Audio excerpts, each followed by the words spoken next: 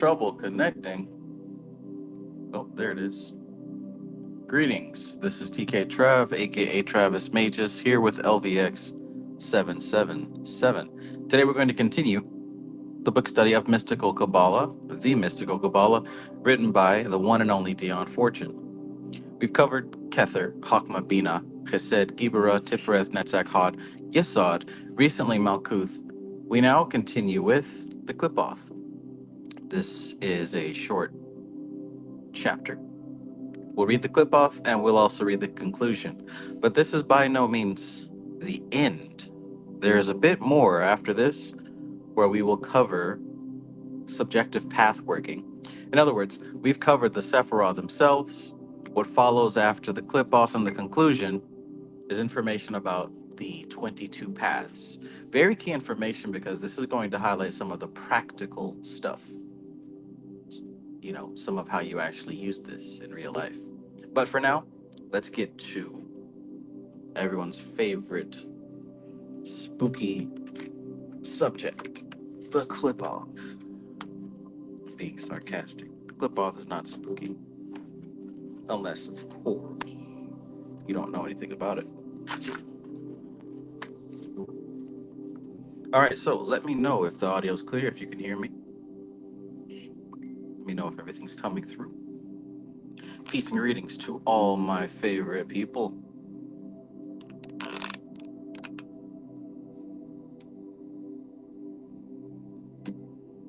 J Baldhale, peace, peace. Good to see you. Pork Hill, peace and greetings. Artistry at the ready. Marcus Bethley, welcome back. Marcus Bethley asked, what was the name of the other book by Dion Fortune you mentioned? The other book was called Circuit of Force. Circuit of Force. It was written by Dion Fortune, co-authored by Gareth Knight. Speaking of Gareth Knight, I think now might be a good time to bring this up.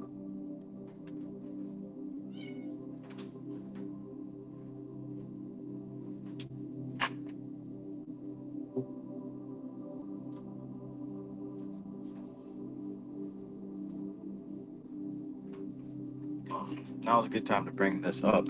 Minosis, peace, peace. Peace and greetings. Zero, the hero and the place to be. Peace and greetings.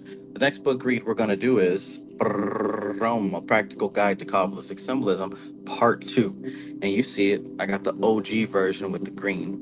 You know, these things cost about $100 or so. We're going to do this by Gareth Knight, Practical Guide to Kabbalistic Symbolism. A few years ago, we did Part 1, for sure.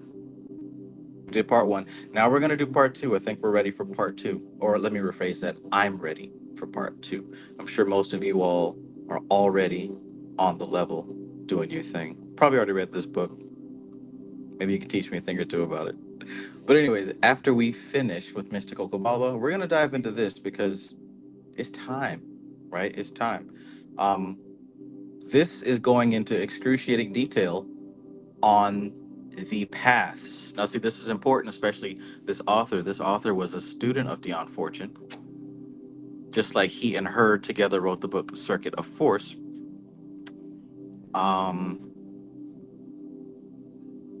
Yeah, Circuit of Force. But anyways, you'll see next week when we actually wrap up Mystical Qabalah, or we might not wrap it up. Yeah, we should wrap it up next week. You'll see that Dion Fortune wanted to continue and write another book about the paths, but she wasn't able to complete it. So guess who took it up upon himself to finish it, right? So that's why we're doing this next. There's your heads up. You don't have to pay as much as I did. You can find Part 1 and Part 2 combined into one book. This picture will be black instead of green or red. I want to say it's like 20, 30 bucks. Go ahead and get this book. You still have time to get it, read over it, get ready. This is the next book. All right? Got it? Everybody's clear on that? Cool beans. WT. Peace. Peace, my guy. Good to see you.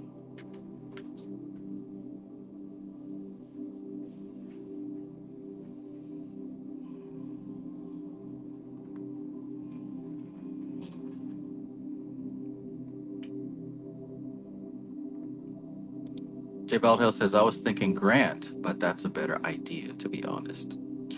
Yeah, kind of taking my time as far as Grant like that. I want to cover all my bases with the light side of the tree, to be honest with you. L, peace. Alicia M, peace and greetings. Good to see you. You know, I'm still using my unicorn crystal ball. Thank you so much. What a wonderful, wonderful piece of art. Benjamin 37, peace and greetings. Marcus Bethley says, have you read the Cosmic Doctrine? Absolutely. In fact, we covered the Cosmic Doctrine before we did this one. So yes, the answer is yes.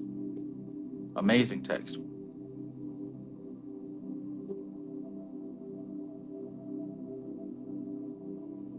Kevin Wise, peace and greetings. Thank you. Peace and greetings.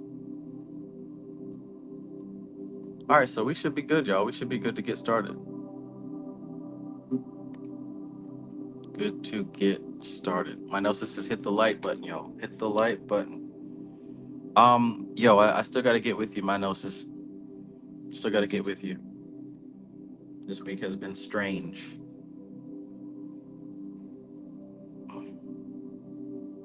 But yeah, it's not a situation to be dodging you, brother.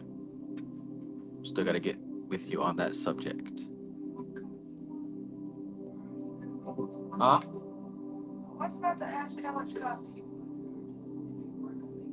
Oh, I wasn't gonna make any yet. Why, are you about to make some? No? Oh, well, I wasn't gonna make some yet. Just gonna finish this first.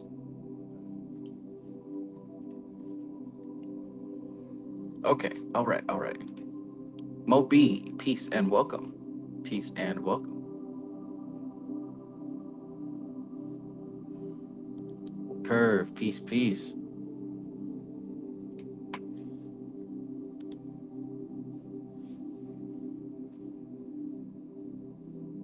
Zyphra says, no offense, but why would I want to go on your journey? The whole point of the occult is it's your own path. Don't go on my journey. I suggest that you do not.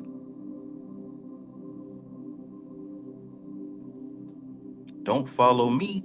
In the words of Bobby Hemmett, don't follow me to the bathroom, because I might fart. I'm not trying to convince you or recruit you to do anything that I'm doing. So, there you go.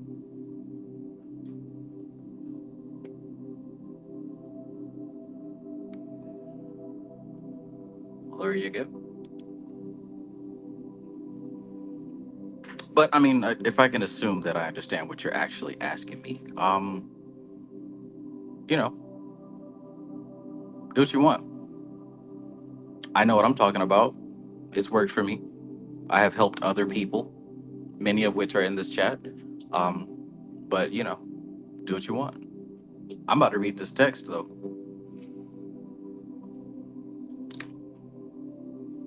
Chapter 26, the Qliphoth. 1. In a previous chapter, we have referred to the Qliphoth, the evil and averse Sephiroth. The time has now come to study them in detail, even though these are awful forms, dangerous even to think upon. Wow, dangerous even to think upon. In quotations, by the way, she didn't say that. 2. It may be asked why, since these forms are reputed to be so dangerous even to think about, it is necessary to study them. Were it not better to turn the mind away from them and prevent the images of such evil forces from formulating in consciousness? In answer to this question, we may cite the precepts of Abramelin the Mage, whose system of magic is the most potent and complete that we possess. According to his system, the operator, after a prolonged period of purification and preparation, evokes not only the angelic forces, but also the demoniac ones. A good many people have burnt their fingers with the system of Abramelin, and the reason is not far to seek. For if we examine their records, we find that they have never followed the system in its entirety, but picked out ceremony here and an invocation there for performance as the mood took them. Consequently, Abramelon's system has got a bad name as being a singularly dangerous formula, whereas performed in its entirety, it is a singularly safe one, because it deals with all the reactions of the invoked forces under what might be termed laboratory conditions and neutralizes them. See that? It works different when you work a system versus cherry picking things from the system, because typically a system is balanced. A system has an answer for any thing that may or may not come up, whereas picking and choosing, it's almost like taking an ingredient out of a recipe. It's not the same recipe anymore. It's just an ingredient.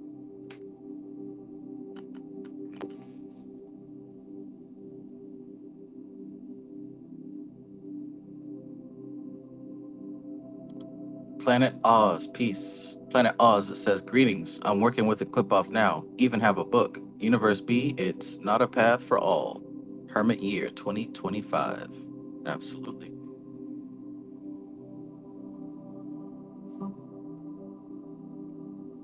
I'm gonna start saying the opposite. Everybody should dive into the Qliphoth head first with no pants on. Everybody should jump into the Qliphoth.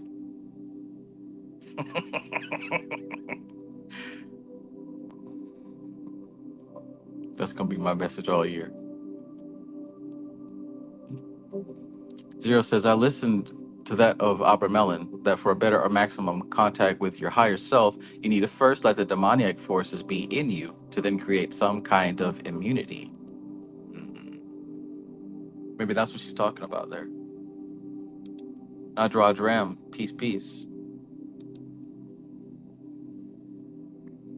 4. Whoever attempts to work with the positive aspect of a Sephirah must remember that it also has a negative aspect. And unless he can maintain the necessary equilibrium of forces, that negative aspect is liable to come uppermost and swamp the operation. There is a point in every magical operation when the negative aspect of the force comes up to be dealt with. And unless dealt with, will lure the experimenter into the pit which he has digged. It is a sound magical maxim not to invoke any force unless you are equipped to deal with its adverse aspect.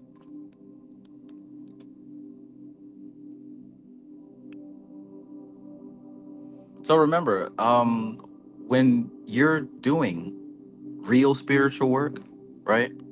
Actual spiritual work, when you're tapping into the subconscious, when you're working with the forces that have created the conditions of your life, it's not simply a matter of good versus evil, good versus bad. You're taking everything into consideration.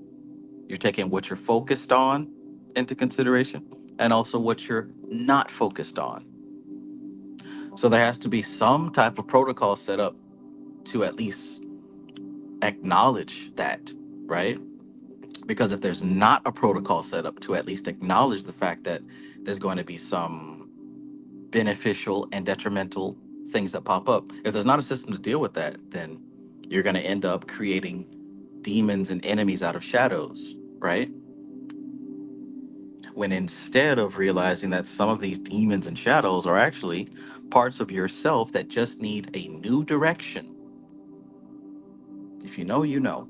And when I say if you know, you know, what I mean is if you've done shadow work and if you have healed yourself and recovered from certain aspects of your past due to shadow work, you know that there are some parts of yourself that have caused you trouble for years, and they're not demons and negative bad guy. They're parts of your own consciousness, your own psyche, your own emotional body that simply needed an update, an upgrade, a redirect. And I'll tell you one thing, like it's a delicate process, man. Um, it how do some people say shadow work is never ending, you're always doing it, and some people say, oh, you should be done with it, right? Well, the truth of the matter is you can think about 2 cups of water. 1 cup of water has a bunch of Kool-Aid mixed in it, right? So it's all red and red and red with Kool-Aid. And you want the water to be clear because the Kool-Aid is your trauma. You want it to be clear. So what you do is you take that other cup of water and you pour it in. And what happens is it overflows, right? And some of the red comes out. But no matter how much water you pour in there, there's still going to be some red left. That's what shadow works like. You have to keep pouring. Eventually, right? Eventually it's going to be clear again. But you know what? It's clearer now than it was before you started the process. And that's what's important. I sat down and found some shit out today that I completely overlooked about myself, right? I remembered being a wild and rambunctious little kid, right? I was doing shadow work all day. I remember being a wild and rambunctious little kid in elementary school, right? I was loud. I was the class clown. I like to have fun. I like to make people laugh, right? I liked to yap and talk a lot, right? And grown-ups and people would always tell me that I was too wild, I was too this, I was too that, too much, right? I was always too much, and I always get in trouble for being too much constantly, right? And that didn't stop even into my teenage years where, like I said, I like to yap, yap, yap, yap. And my friend told me, like, bro, you talk too much. You tell all of your private information. You tell everybody stuff. Like, you got to stop doing that. You have to keep some of it to yourself. You have to stop telling people stuff so much, right? And something clicked one day, and I'm like, you know what? I'm wrong, and I've been wrong all my life. And I started forcing myself to be quiet and reserved, where I started forcing myself to not express, right? And that shaped into a whole new personality. And see, what would happen is when I would make friends and get close to people, that side of me would start to come out, right? And I don't know, some other subconscious self sabotage. And I developed this fear that if I let people get behind my mask and if I let people get to see who I really am, then they'll leave me. You know, all of our behaviors are rooted in these subconscious things that go all the way back to our childhood. Every piece of what we do today is rooted in our childhood. But if you don't uncover it, the program is still operating. You got to keep pouring the water. You got to keep pouring that water until it's flushed out. That's some stuff that I haven't thought of in decades, man. But here we go. In other words, all that came from this, right? And shadow work, Qliphoth is this. You're dealing in the same territory here. You're going into the pit. You're going into the junkyard. You're going into the porta potty. You're going into the past, the place where things that are no longer useful and appropriate are decomposing. Now, if you've got a reason to go in there, like healing yourself, like uncovering unconscious blockages, then by all means, be brave and be bold. But if you don't have a reason to go in there, if you don't know what you're doing, if you're just doing it because you think it's this spooky, dangerous hell ground full of demons that can help you get your enemies for you, you're probably still going to uncover some stuff, but it's not going to work out the way that you think it's going to work out.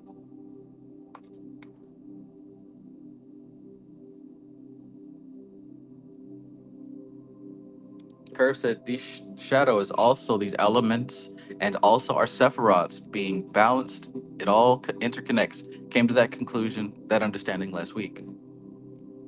Yes, yes.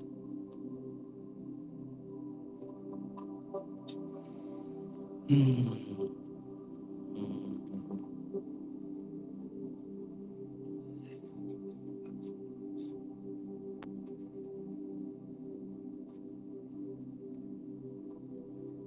Let's keep going. Cosmic puzzle piece. Peace and greetings. Oh yeah, I forgot to say. Let's get it cracking.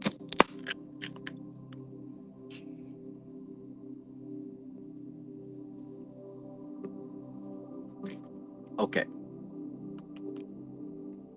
It is a sound magical maxim not to invoke any force unless you are equipped to deal with its adverse aspect.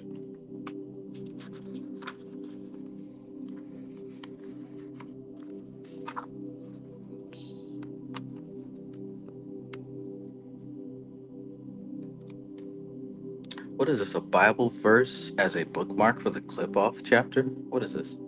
May we daily grow in grace and pursue the heavenly race, trained in wisdom, led by love, till we reach our rest above. W.H. Bathurst. Interesting. I wonder where that came from. Wraith 636, peace and greetings. Coffee time. Phoenix Wolfette, good evening. Good evening. God bless you. Good to see you. 5. Dare you invoke the fiery energy of Mars, Gibera, into your nature, unless you have sufficiently purified and disciplined yourself to be sure that you can prevent the Martian force from going to extremes and leading to cruelty and destructiveness?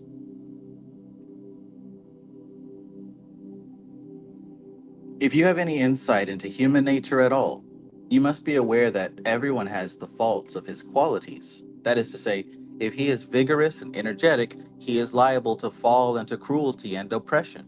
If he is calm and magnanimous, he is liable to the temptations of laissez-faire and inertia. You understand that, what she said there? That's a great take on these vices and virtues that she mentions in every chapter, right? The strength that you have, it can also lead to your weakness. Even here, she said, even for somebody who is calm and magnanimous, he's liable to the temptations of inertia, laziness, being stuck in a hole. I know all about that one. Somebody who's vigorous and energetic and excited, they're liable to fall into cruelty and oppression if it's left unchecked, if it goes unbalanced. This is what we're talking about when she says the vice and the virtue of the Sephirah. That's why balance is more important than anything else.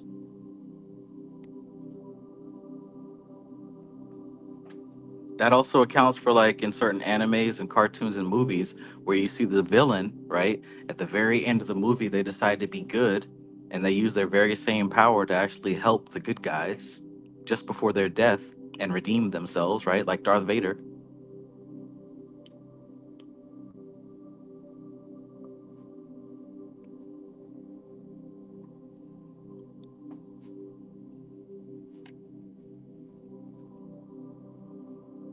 Six, the Qliphoth are aptly termed the evil and averse Sephiroth, for they are not independent principles or factors in the cosmic scheme, but the unbalanced and destructive aspect of the holy stations themselves.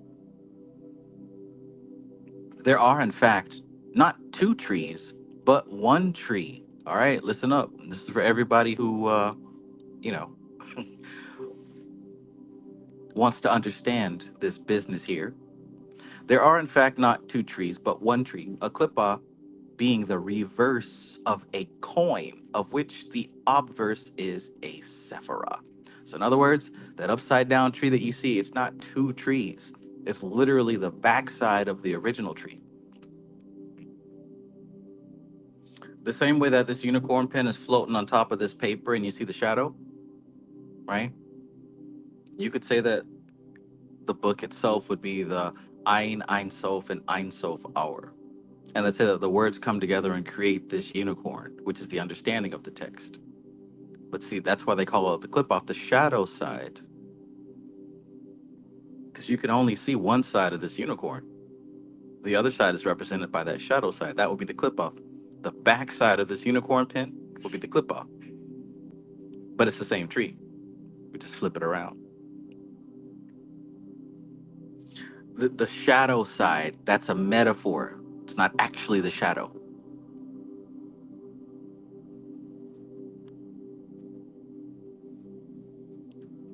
J. Baldhill says, I don't remember who said it before, but the Qliphoth is no joke. You'll have to face things that wasn't no fun. How did that feel to you? Wasn't no fun.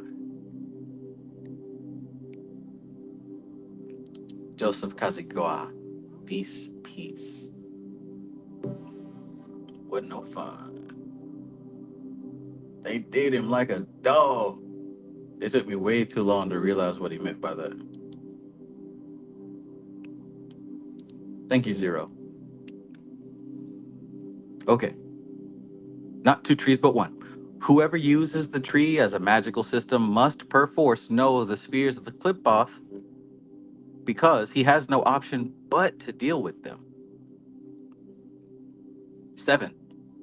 It is only upon the plane of Atziluth, right? And we remember the four planes of the tree: Atziluth, Bria, Yetzirah, Asaya, right? So Atziluth is going to be that top tier, the highest spiritual aspect of these Sephirah.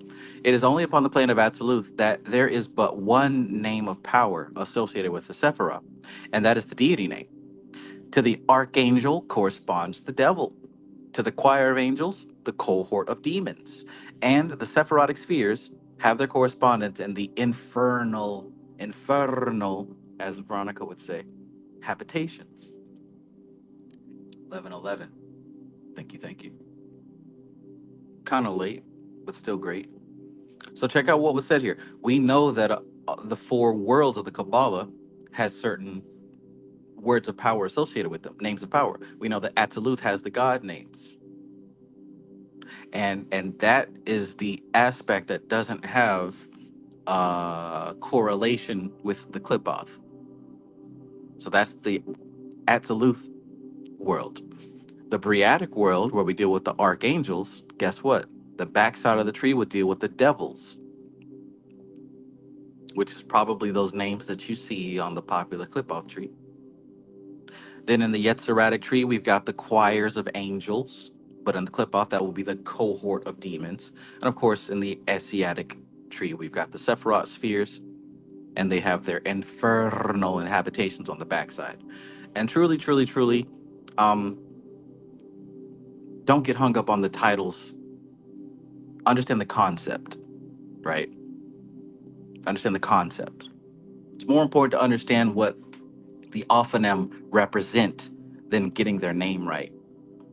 It's more important to understand what the seraphim represent, etc. ad nauseum.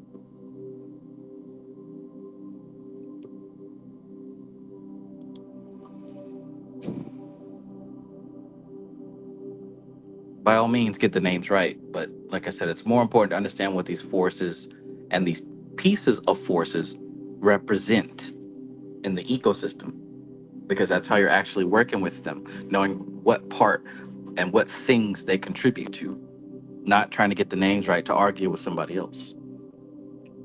Zero says context versus content. Beautiful, beautiful. Thank you.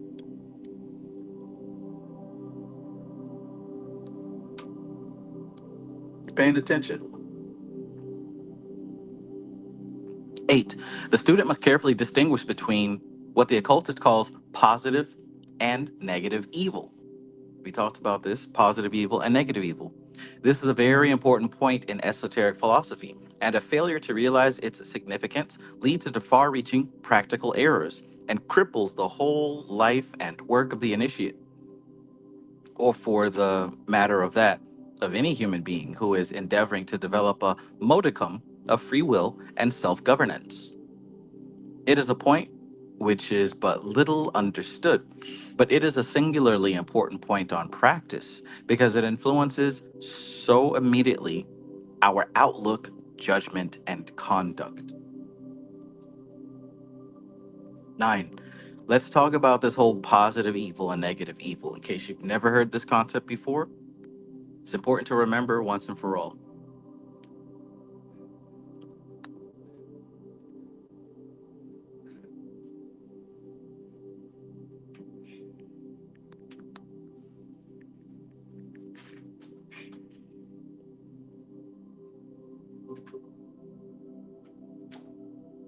Nine, positive evil is a force which is moving against the current of evolution.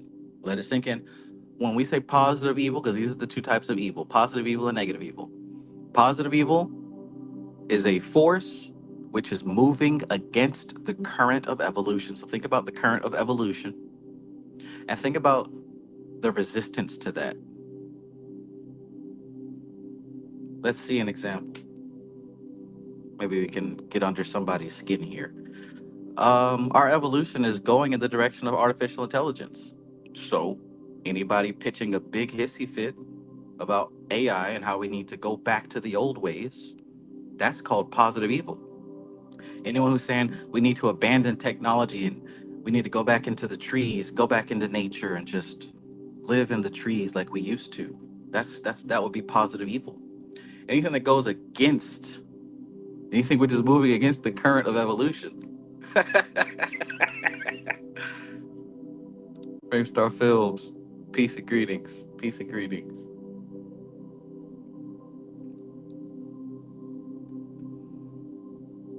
Negative evil. Negative evil is simply the opposition of an inertia which has not yet been overcome, or of a momentum which has not yet been neutralized. So that's a lot closer to what we would think of evil. Resistance to our goals, resistance to our growth. The fact that you have this great idea and you have everything you need to actually do it, but there's something that you just can't quite get over to get you into the state of executing. Stuck, right? That would be a negative evil that you'd have to overcome, that you'd have to defeat.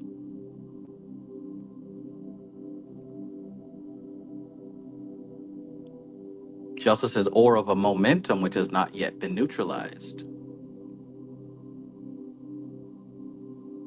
So we could say perhaps maybe like a cancerous development in the body. It hasn't yet been neutralized, but once it's neutralized, you're back in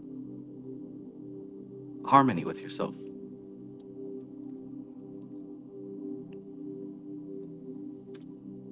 Or say any type of sickness or even a parasite or anything like that.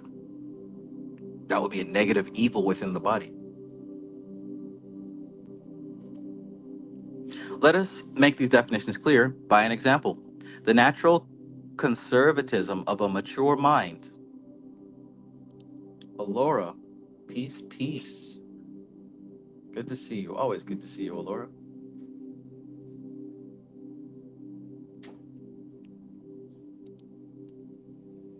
So let's talk about an example, right? The natural conservatism of a mature mind is regarded as evil by the would-be reformer. The natural iconoclasm of youth is regarded as evil by the administrator who has established his system. So think, I like the way that she puts it even better than the way I put it. She's showing that it's also from a perspective. The conservative is evil to the liberal, and the liberal is evil to the conservative, right?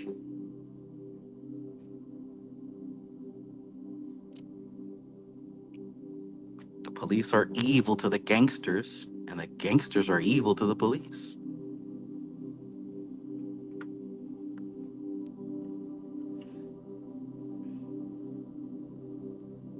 Nevertheless, we cannot dispense with either of these opposing factors if society is to be maintained in a healthy state.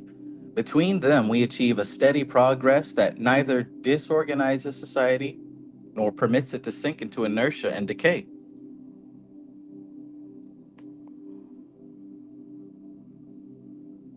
So think about that. A lot like a battery, you need that negative and that positive to propel things forward. IDK peace. He says slave masters considered niggas evil. So the nature of evil and good is based on the nature of one's own self. Extreme facts. Extreme facts.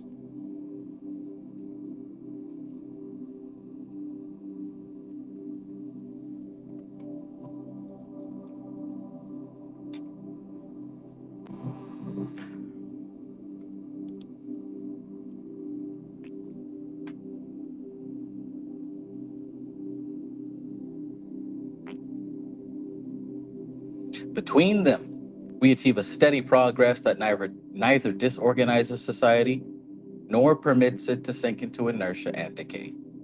Both these factors are indispensable to social welfare, yet either of them, unchecked, would lead to harm. Would lead to harm. 10. Positive evil is a different matter. It may be of the nature of an iconoclasm carried too far that descends into sheer anarchy, or of conservation carried too far and becoming class privilege and vested interest militating against the general welfare. That's kind of what we're experiencing today, huh? Or it may take the form of actual political corruption, which destroys the efficiency of the administrative machine, or of social corruption, which, as organized prostitution or child labor, which undermines the health of the body politic.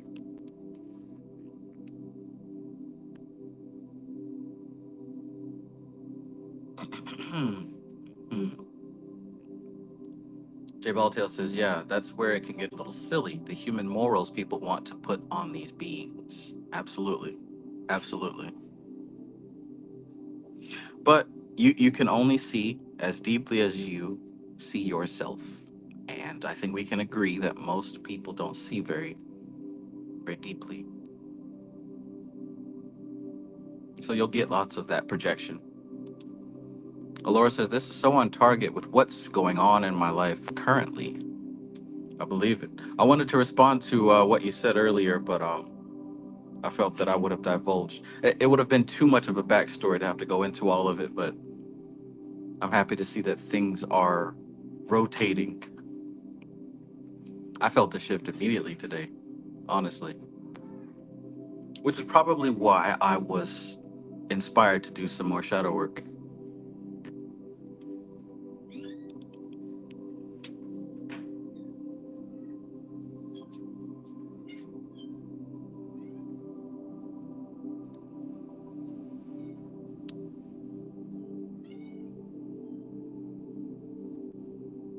12. Now, here's a good one. Check this out for number 12. Look what it says. The conservative impulse and the radical impulse, right? Two polar opposites, right? The conservative and the radical. I think we have a different word. We don't call them radicals today as much.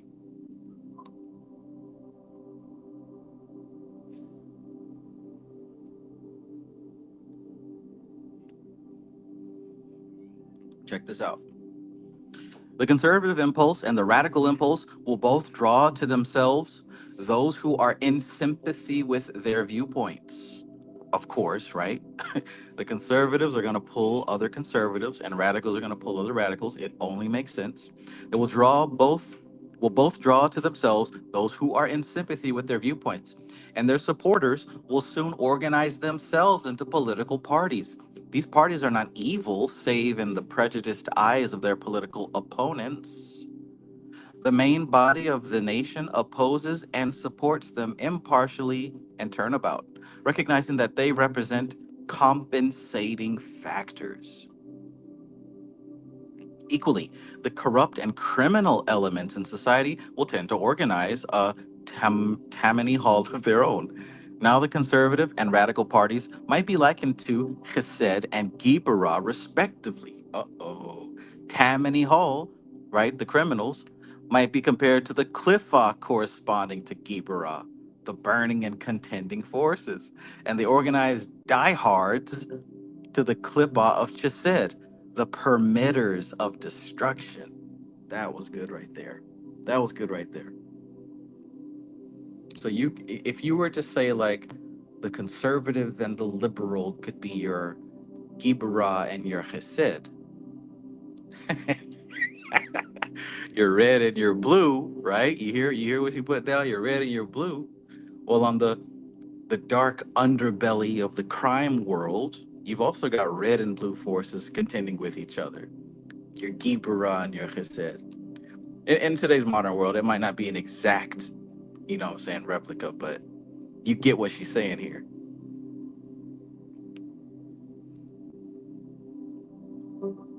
I know you do. I know you do. I know you do.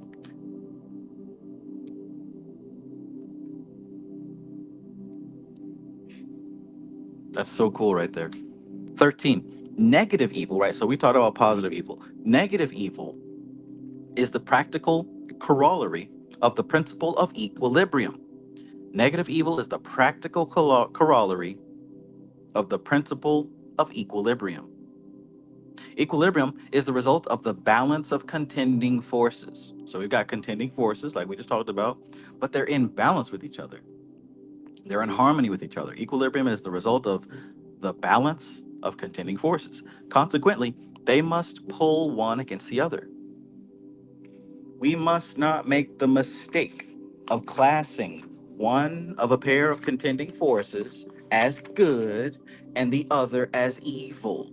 To do so is to fall into the fundamental heresy of dualism, right? So don't, if you find yourself picking a side and saying these people are good and those people are bad, you miss the point. You miss the point big time. That even applies today.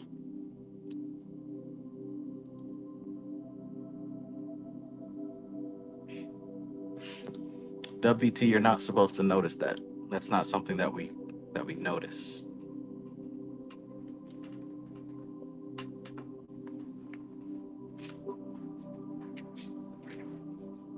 You just let that part happen, all right?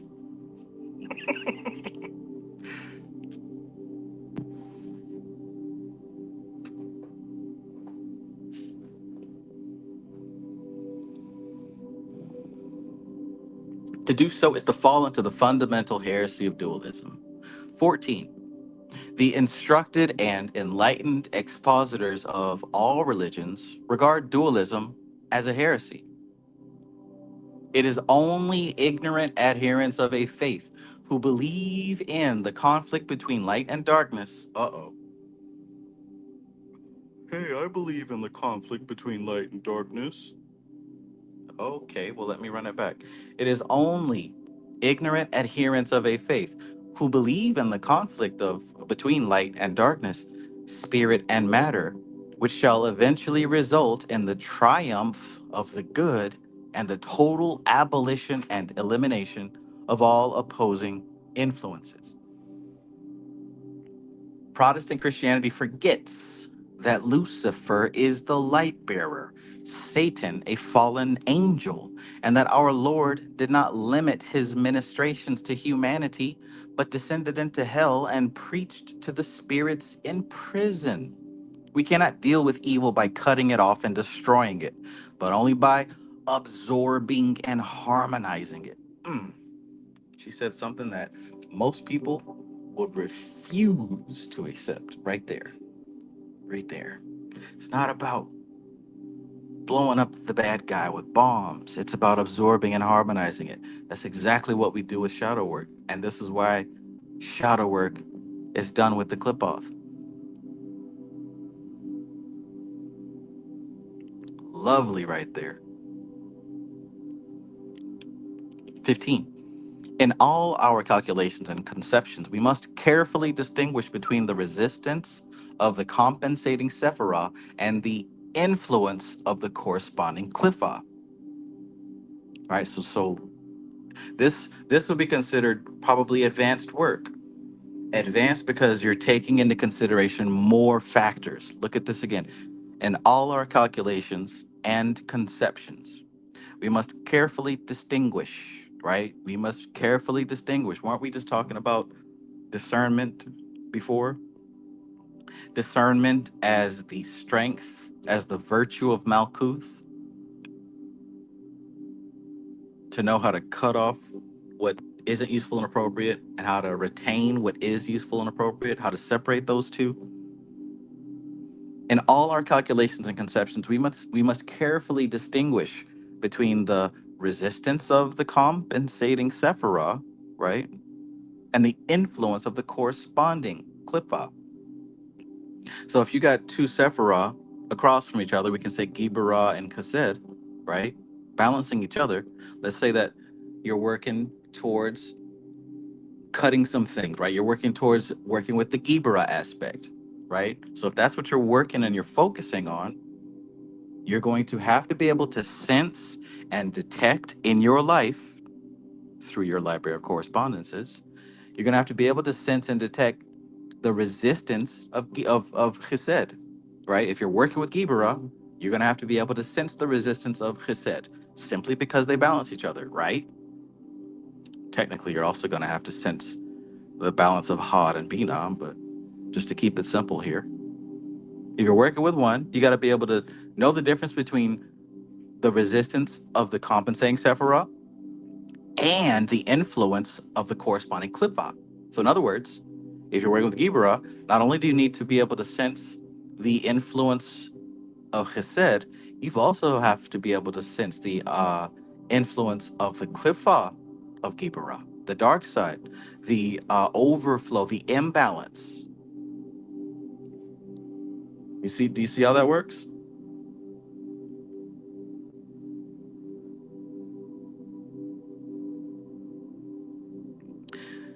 And the reason I say sense is because these things show up through the material of your world. They throw up through your personal they show up through your personal matrix. You're going to feel the compensating resistance of the other sphere through your thoughts, your emotions, the situations that pop up in your life, the people that pop up in your life or don't. This is what makes this whole science so intricate and so fascinating, because it's not any specific thing that means any specific thing. It's about the relationships. It's about the relationships and the patterns. You've got to be able to see through the surface. It's not about a book with words in it and a unicorn pin and we're being magical for a couple of hours, then we go back to the real world. All of this is a representation of a force, a cosmic force. And you got to be able to notice and detect and see how it dances with the other cosmic forces of your life. What did you do today? What did you have for dinner? What did the items of your dinner represent? Did you order something or did you create it yourself? What forces were behind that? What was behind the choice? Did you have dinner alone or with someone else? Were you focused on your food or were you scrolling on your phone or watching a movie? What time was it? What room of the house was it in? As much as your mind can take in about these situations, each one of those things are going to represent something. Just like with your dreams, as much as you can remember of your dream, that's what was important, not the stuff you don't remember.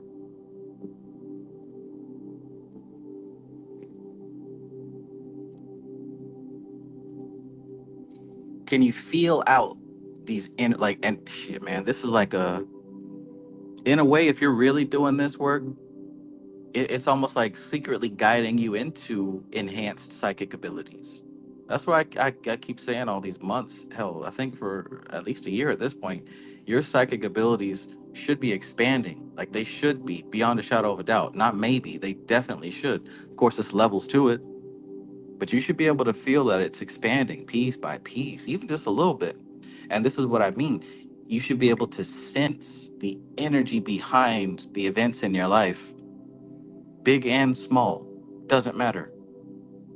But you should be able to sense the energy behind the interactions. And look, I don't mean like get past people. It's not just people. Oh well, they got a demon on them, or they were thinking negative thoughts about like no, like that's not even deep. You can tell that off body language. Deeper than that is what I mean. Like, what is this? What cosmic force does that person represent for you? Even the people that you hate, you can't stand, you don't like, they represent a cosmic force that is necessary in your ecosystem. Can you get out of your own way and get out of yourself and your feelings to properly attribute them? And what happens is when you're able to sense these forces and how they fit together like a puzzle, now you can start to see what she was talking about here. If so and so represents this, then there's another force that counterbalances them. Where's that in my life? How does it show up in my life? And not only that, what's the clip off of this force that this person or this situation represents? See, this is looking at it with the eye of a magus. This is how you work the tree. Now you're doing some clip. How do I work in the clip? This is how you do it. This is how you do it. It doesn't start when you put on your binaural beats and close the door and whip your crystals out. It doesn't start then. It is happening always. When are you going to start seeing it? That's the question. Wait a minute now. Uh-oh. Omnia Arlandria. Peace, peace, and welcome, welcome.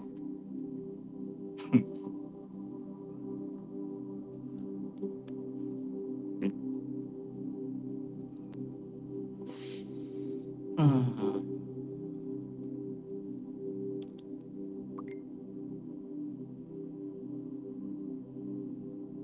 What does it take to be number one? Sirius Suit Triple Eight. Peace and greetings.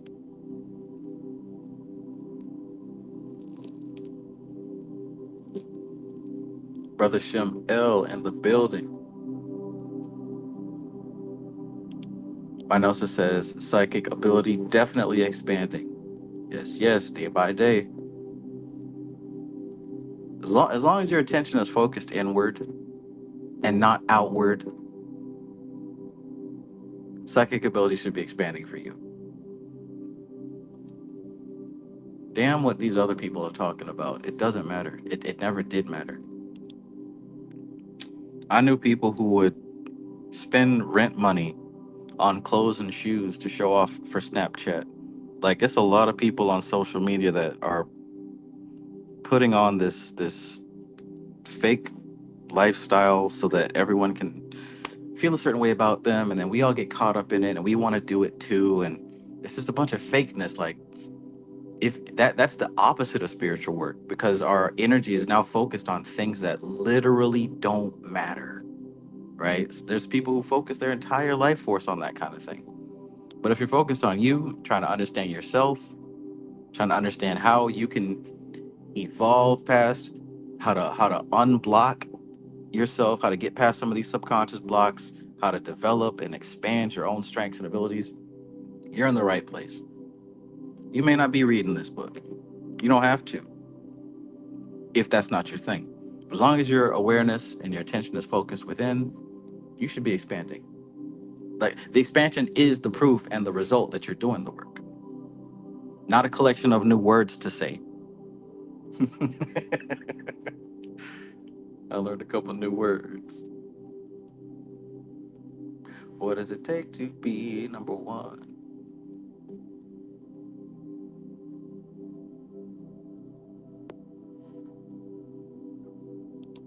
Mr. Benefield, peace and greetings. The artist formerly known as Lance.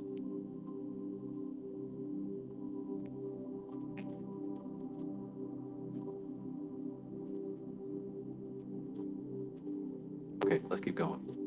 Alora says it's virtual reality. It's make believe. Yeah, not the good kind of make believe either. After the rent money has been spent on those shoes and those clothes to show off on Snapchat, what happens when rent is due? Do you return the clothes and the shoes? Do you get a refund, or how do we work that? But hey, I understand. We are all animals trying to reproduce, slaves to our chemistry.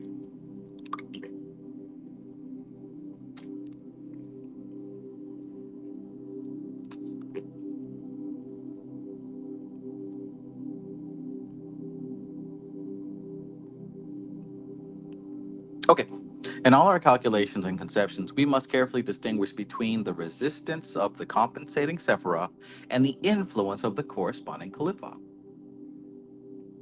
The two trees, divine and infernal, which are two sides of the same tree, as you just said, Sephirotic and Qliphotic, are usually represented as they would appear if the obverse tree were a reflection of the celestial tree in a mirror at its base, reaching downwards in proportion with the other as the other reaches upwards.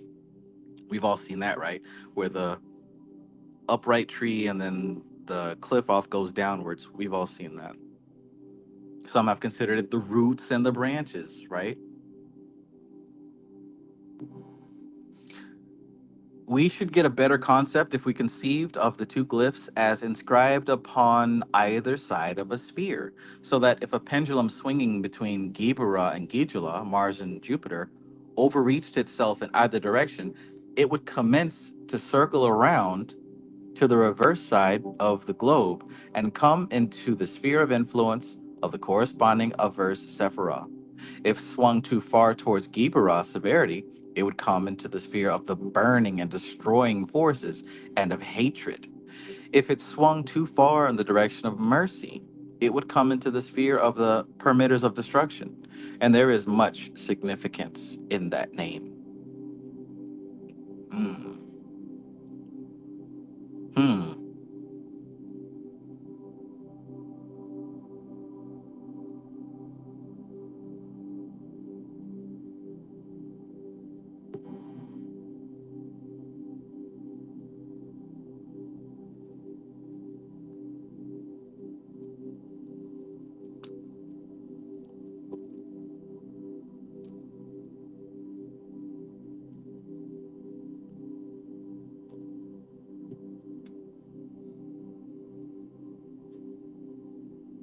Hmm. Okay.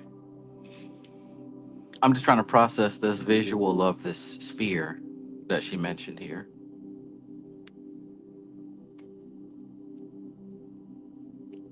But we'll continue. 16. The mystic tells us that it is his aim to work in the sphere of pure spirit without any alloy of earth, and therefore he calls upon the name of God alone.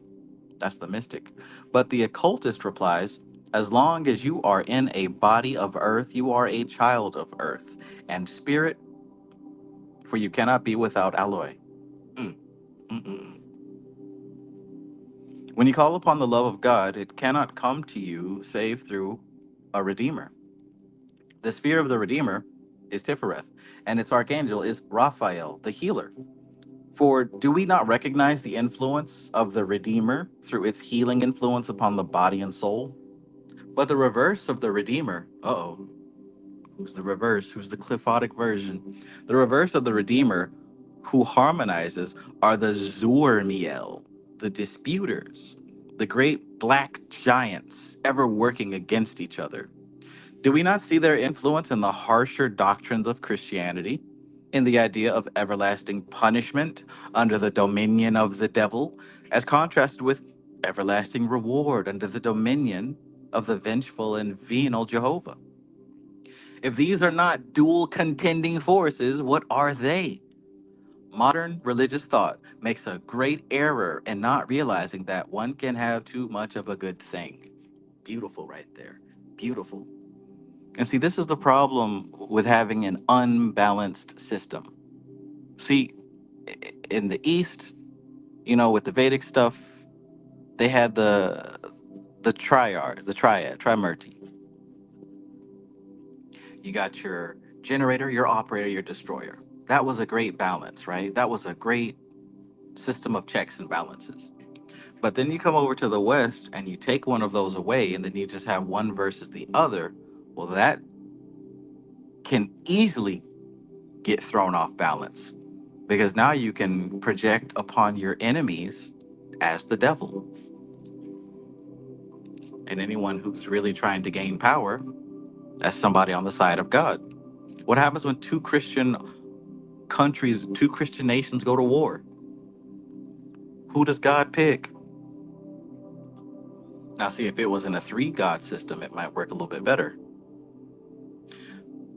But let me read that again, right? Because we can talk about Christianity, we can talk about God versus the devil, not realizing that those are the contending forces.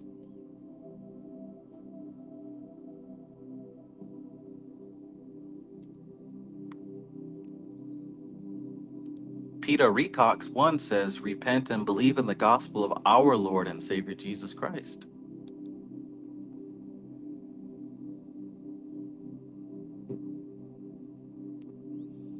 She says here, when you call upon the love of God, it cannot come to you save through a redeemer. The sphere of the redeemer is Tifereth, and its archangel is Raphael, the healer. For do we not recognize the influence of the Redeemer through its healing influence upon the body and soul, right? When we call upon help from the Lord, that help comes through us. It doesn't twinkle and glitter down out the sky, it comes through us. But the reverse of the Redeemer who harmonizes are the Zurmiel, the disputers, the great black giants ever working against each other. Do we not see their influence in the harsher doctrines of Christianity and the idea of the everlasting punishment under the dominion of the devil, as contrasted with everlasting reward under the dominion of the vengeful and venal Jehovah? The two the two great black giants working against each other. If these are not dual contending forces, what are they? Modern religious thought makes a great error in not realizing that one can have too much of a good thing.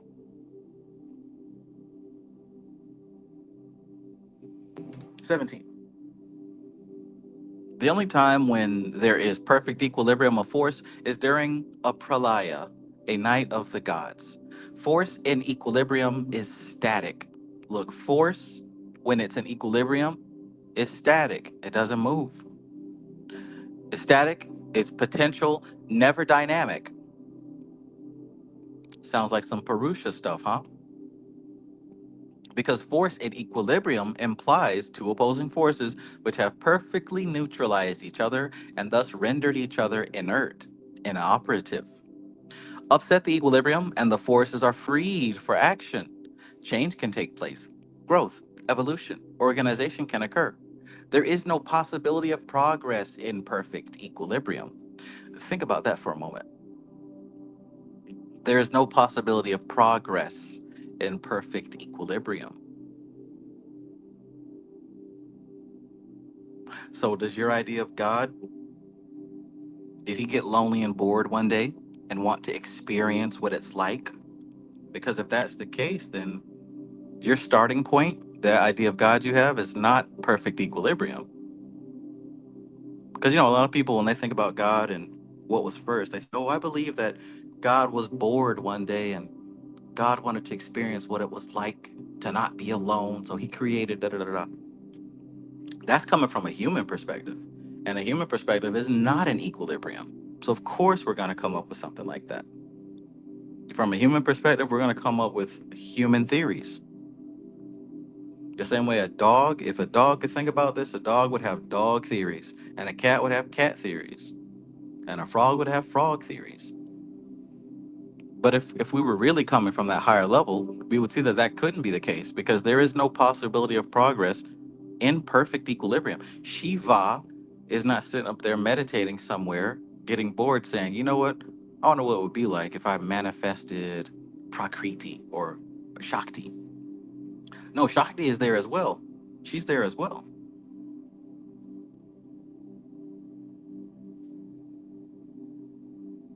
In fact, this whole thing is a dance of Shakti. Shiva never moved. God never moved.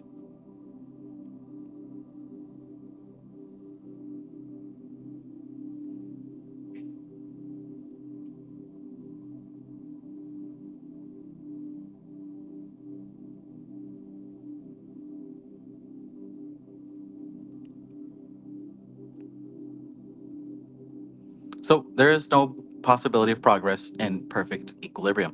It is a state of rest. At the end of a cosmic night, it is said that equilibrium is overset, and in consequence, an outflowing of power takes place once more, and evolution begins again. 18. The equilibrium of the universe may best be likened to the swing of a pendulum rather than the grip of a clamp. It is not held immobile, and there is all the difference in the world between those two concepts. For in poise, there is always a slight vibration, a push pull between the opposing forces that holds it steady. It is a stability, not of inertia, but of strain. Hmm. 19. This is represented on the tree by the two pillars of mercy and severity, which pull against each other. Gibura severity, pulls against Gijula, mercy. Bina, form, pulls against Hakma, force. If this counterpull ceased, the universe will collapse. And you feel that pull right now, don't you? You feel the pull between mind and matter. Your body wants to do something, and your mind wants to do something, right? Your mind thinks, we should sit down and meditate. And your body thinks, no, let's go to Pornhub. You feel the pull between those two opposing forces. And what happens when they come into equilibrium? What would happen when they were working on the same accord? In fact, let's think about those times when they are working on the same accord. Those are times when the pendulum swing is in your favor. Or I should say, when the pendulum swing is harmonized, neutralized. Hmm. So 19. This is represented on the tree by the two pillars of mercy and severity, which pull against each other. Gibra, severity, pulls against Gijula, mercy. Bina, form, pulls against Hakma, force. If this counterpull ceased, the universe would collapse, as a man who is pulling on a rope collapses if the rope breaks. We must clearly realize that this tension, this resistance against which we have to strain in whatever we may be doing, is not evil. It is the necessary counterpoise of whatever force we are employing.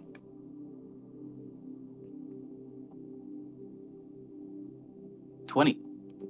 As was pointed out in a previous chapter, each Qliphoth arose primarily as an emanation of unbalanced force in the course of the evolution of the corresponding sephirah. There was a period when the forces of Kether were overflowing to form Hakma.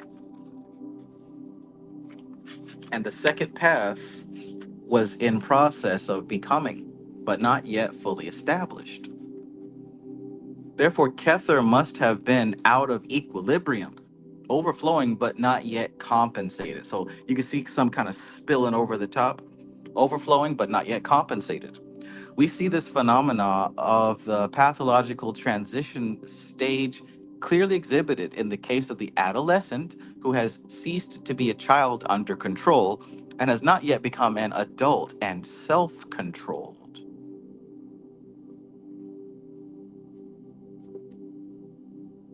21.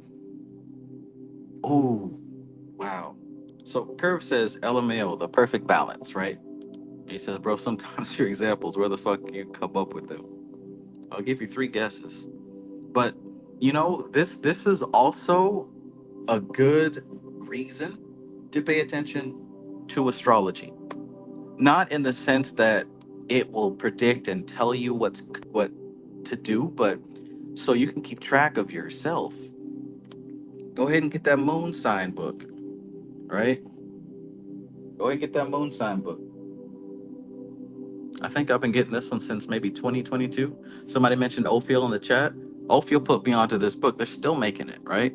Get this moon sign book. Why? Because if you turn towards the back, at least, I mean, it's not even that expensive. I think it's like $8, but it's worth it because you're going to use this book all year long. I'm trying to flip to the chart real quick. I probably passed it. But anyways, there's a chart that it has in the back. Oh my God. I swear when I need it, I can't find it. But when I find it, I don't need it. There it is. Basically, where are we at? We are now in March. So yeah, boom. Right here at a glance, you just bookmark this bad boy. You'll see today is Saturday, 4:52 a.m. That moon has gone into Aries, and it's going to be in Aries until about Monday at 5:37 a.m. So what I'm saying here is, pay attention to that uh, dance between your mind and your body.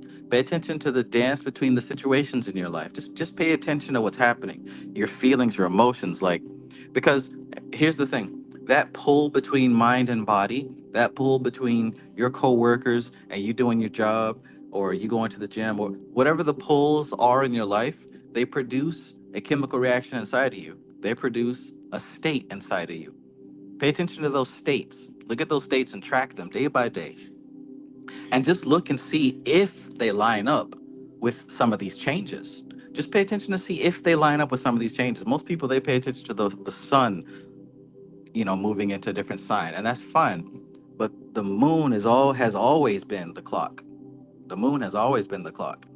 So I challenge you to just pay attention to yourself and also track and see if you shift with the pull of the moon's phases. Not only is it going to be in Aries, but we're looking at, is it going to be full? Is it going to be new? Right now it's new. It's black.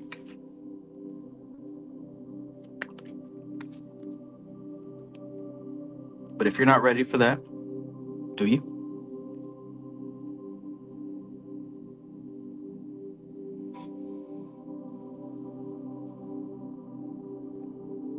WT says, makes sense why the song They Not Like Us got so powerful here in the West. This place has always been at war with something. Amen to that. We've always been at war with something. And here's the thing, that outside is only a reflection of our collective inside, right?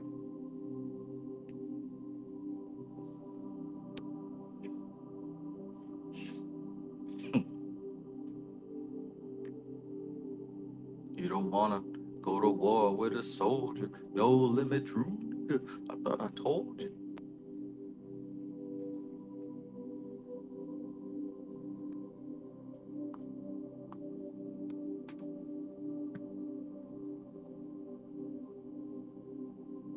So we talked about Kether being in that process of becoming, but not yet fully established. Therefore, Kether must have been out of equilibrium at some point, right?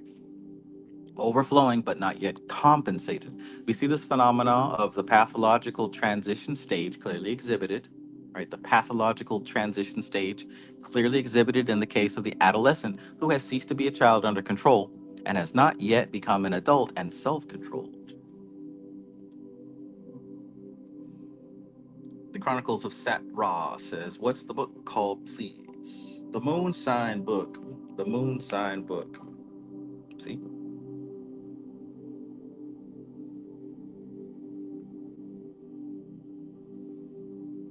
It's a good way to pay attention to it. I mean, of course, yeah, you can go online and see whether, but it's more of a, I have found personally and truly, it is more of a hassle to look up where the moon is, what phase and what sign on the internet, than it is to have it conveniently on this book.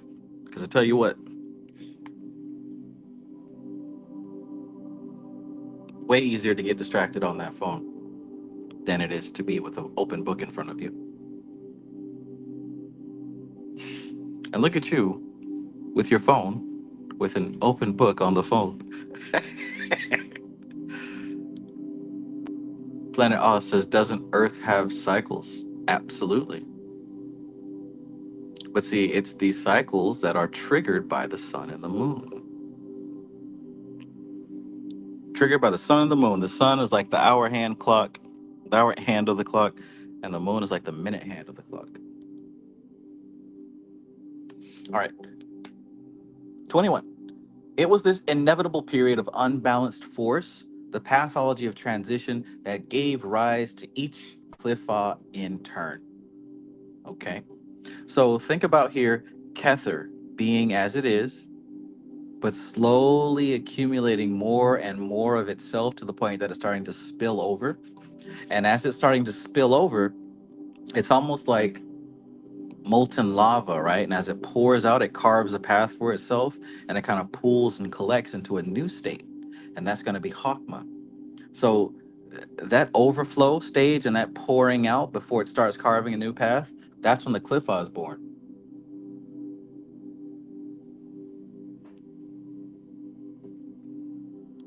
J. Baldhill says, do you have or like the Llewellyn Book of Correspondence? I do have it. I have used it a few times. It's a big book. I mean, it's got some good stuff in there. I didn't lean on it as hard as I did on Godwin's Kabbalistic Encyclopedia. I wore that book out. Um, to me, that was my favorite book of correspondences.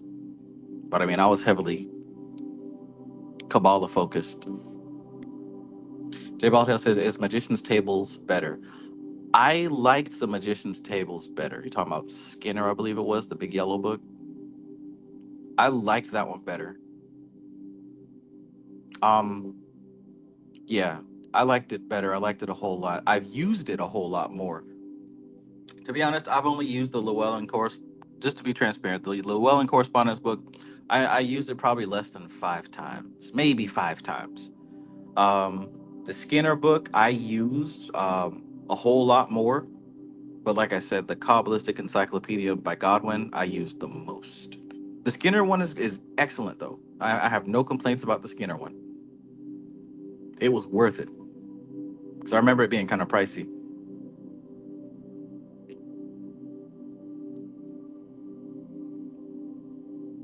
So probably my perspective would be biased because I used Godwin's first, then I used Skinner's thoroughly. So maybe by the time I got to the Llewellyn one, it was like, I mean, yeah, it's nothing wrong with it. Just I got something better.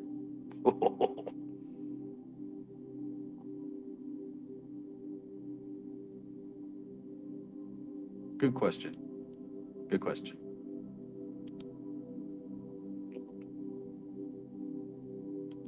Brother Shamel says all of Skinner's work is fire. All of what I see.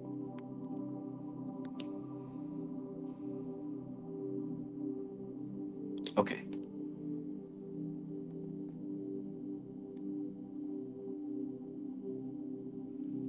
So it was this inevitable period of unbalanced force, the pathology of transition, that gave rise to each Qliphoth in turn.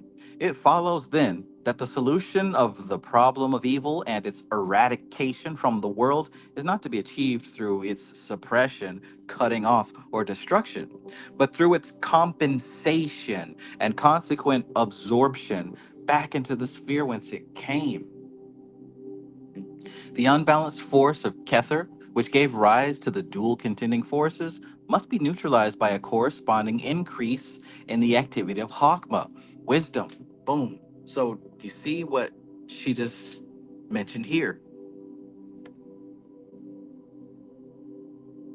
If we're dealing with Qliphotic influence of Kether, we need to strengthen what's happening in Hakma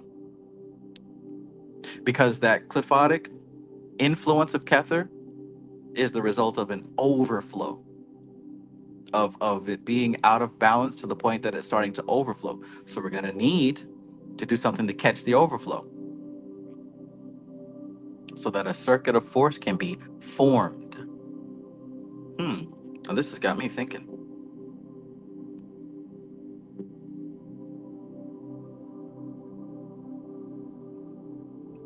22. The unbalanced, and by the way, this right here is exactly what she means by having to take into consideration the counterbalancing Sephirah and the influence of the Qliphoth. Great. 22. The unbalanced force of each Sephirah, then, which arose unchecked during the temporary phases of disequilibrium that occur periodically in the course of evolution, it forms the nucleus around which were organized all the thought forms of evil arising in the consciousness of sentient beings, or through the operation of blind forces that happen to be out of equilibrium, each kind of inharmony seeking its own place.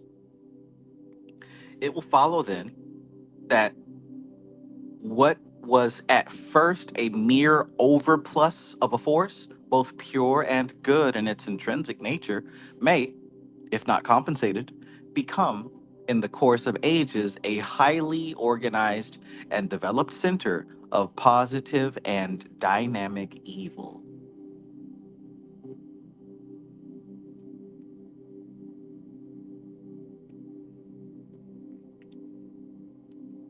It might be working now. Give it some time.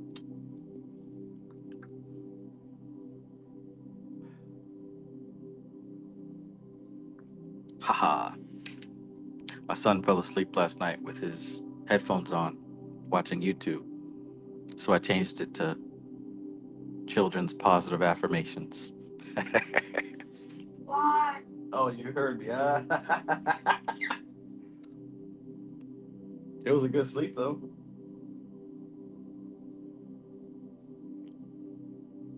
I'm going to do it again, too. That'll teach you to fall asleep with your headphones on.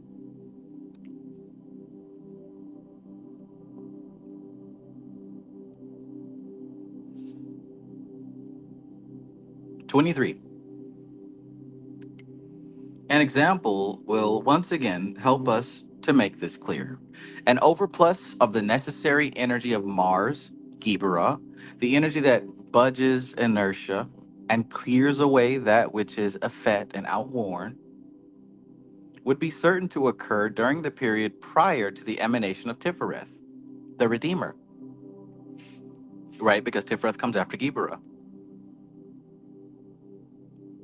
As soon as emanated, the Redeemer would compensate the severities of Gibera, even as our Lord said, "A new law I give unto you.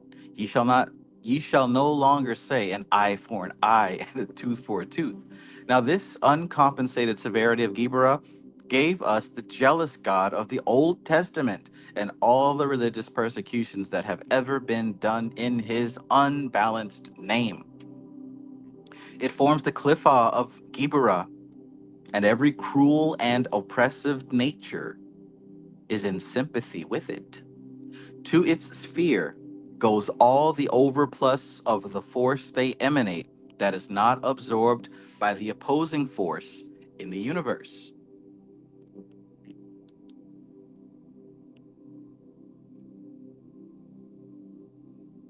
All the unslaked revenge, all the unsatisfied lust of cruelty, and these forces, whenever they find a channel of expression opening up, rise through it, don't they?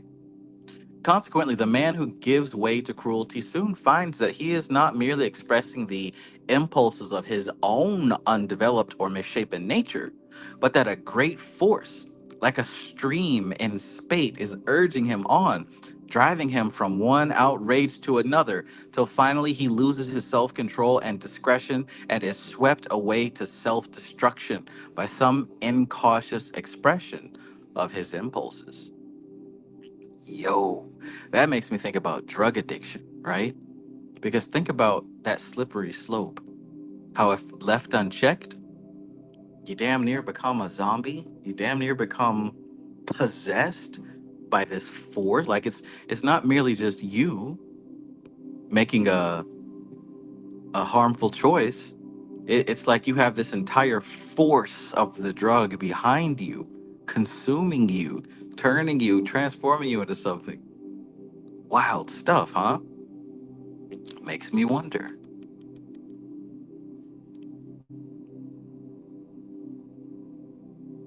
Framestar Film says elementals. Remember what she said previously in the chapter about Malkuth? She talks about the Qliphoth, and she talked about how the Qliphoth was even more dense than Malkuth, and how there are things or forces that have taken form that are, if invoked, will readily take that form again. In other words, easier to manifest. Could it be that that was an example of something that she's talking about? What we call drug addiction today?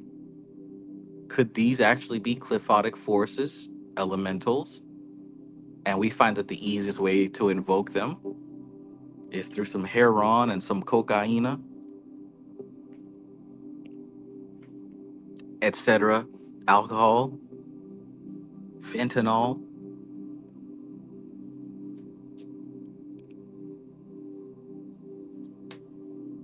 opening up pathways to a non useful, non appropriate state of existence.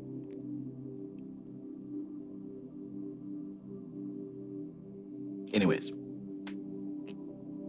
I'll read that last part again. Consequently, whoa, to go back a little bit more. These forces, whenever they find a channel of expression opening up, they rise through it. Let me go back one more. To its sphere goes all the overplus of the force they emanate that is not absorbed by the opposing force in the universe. All the unslaked revenge, all the unsatisfied lust of cruelty. And these forces, whenever they find a channel of expression opening up, rise through it.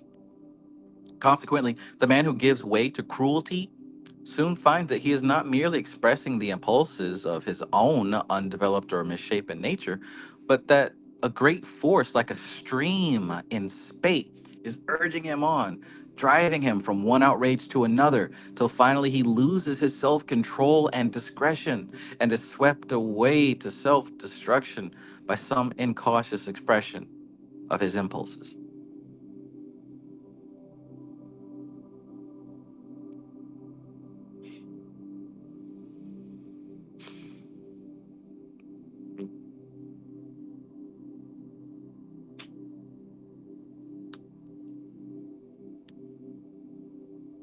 Curse says, let one demon in and six more will come too. Whatever that saying is. Yeah. That was a Jesus saying. I believe his number was 7. One true goddess, peace. One true goddess says, on point, experiencing that right now after deciding to stop taking a medication, but real nervous about to vape. Hmm. Who or what needs the vape? Zero says, elementals that be forgotten and search for ways to be channeled. Exactly. Dead but dreaming? Not dead, which eternal lie.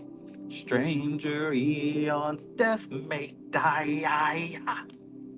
Or whatever H.P. Lovecraft, uh, James Hetfield said.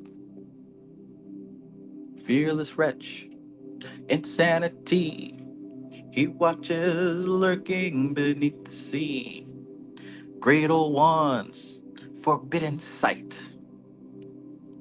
Hunter of the shadows is rising. In madness you dwell.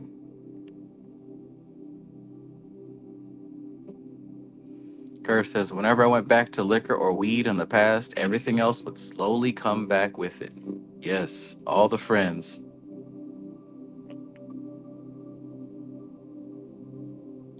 Damn.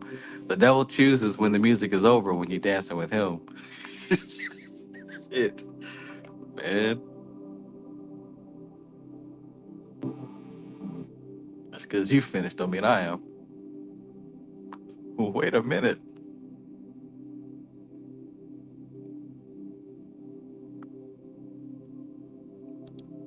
Jojo says, that's what Bobby said.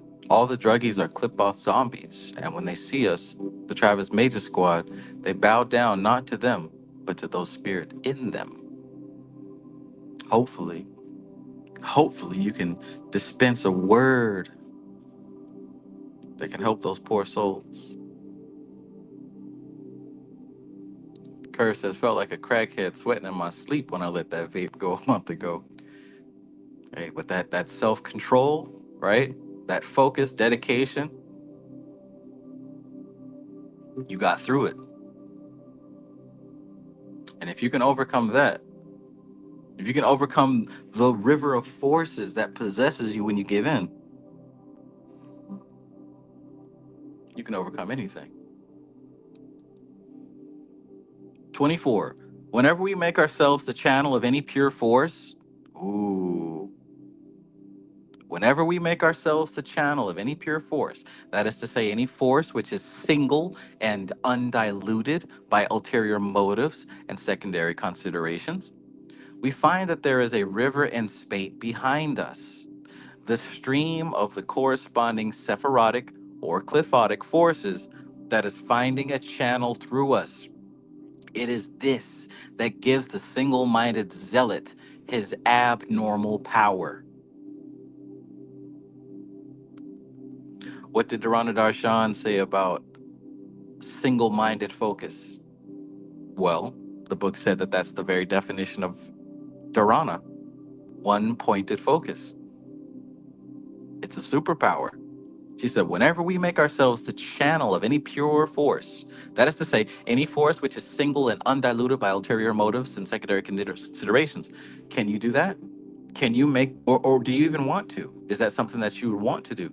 Can you see a benefit in your life, like when that would be useful or appropriate? To become the channel of a singular force, no ulterior motives, no secondary considerations, a pure force. What do you think?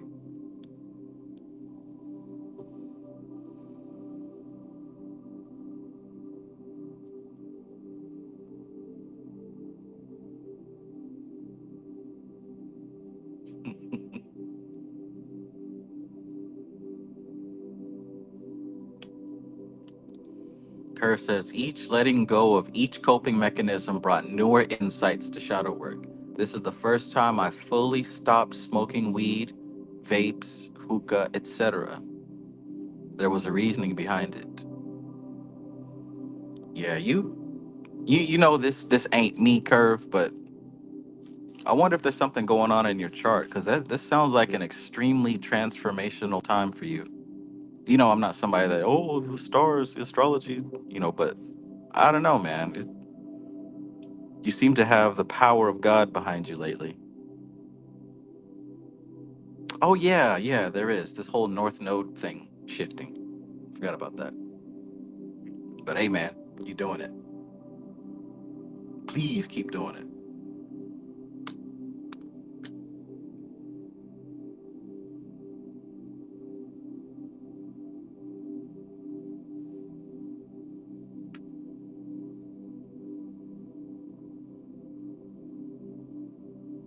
Good stuff. Good stuff.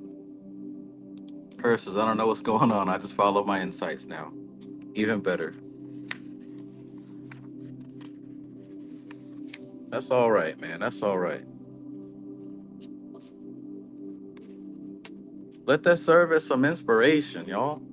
Let that serve as some inspiration. Somebody is doing the work and getting life changing results for themselves, following their path, following what they know to be right, having the strength to not go back to distractions and what did you call them? Coping mechanisms. That's not easy. Look at all of us at our coping mechanisms that we refuse to even battle, whether it's sex, food, video games, drugs. Look at the coping mechanisms. Instead of sitting there like, okay, I see what's happening now. I am stressed, I am anxious, and now I'm running to my coping mechanism. Instead of running to it, I don't know. Congratulations. This is good. For the culture, peace, peace.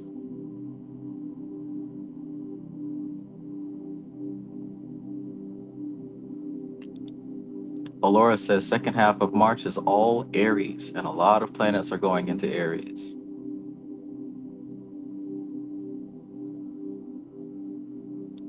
Kara says higher self meditation and elemental meditations hit different. Fuck yeah.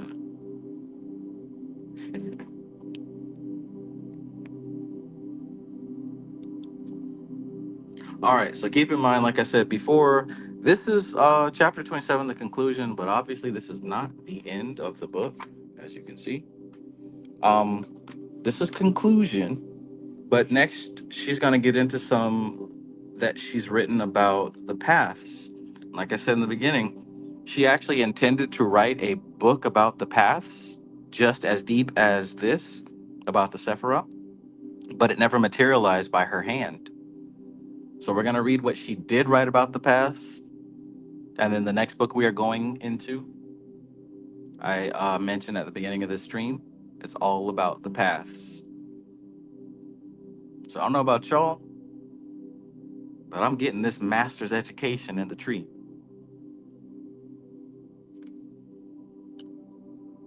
Can't nobody tell me nothing.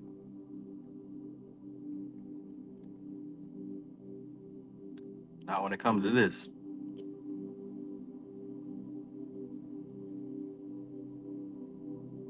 All right, so let's wrap it up. Chapter 27, Conclusion. 1. Having ended my study of that portion of the Holy Qabalah, which is concerned with the 10 Sephirah upon the Tree of Life, I could find no other words to say than the little done, the little done, the undone, vast. Sheesh.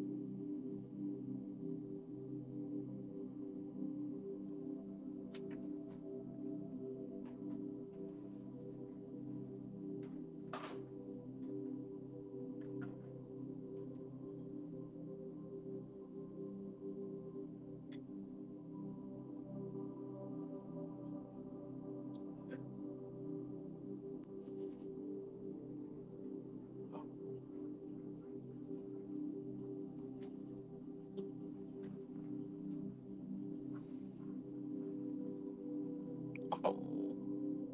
2. This book will, I hope, be followed by other books.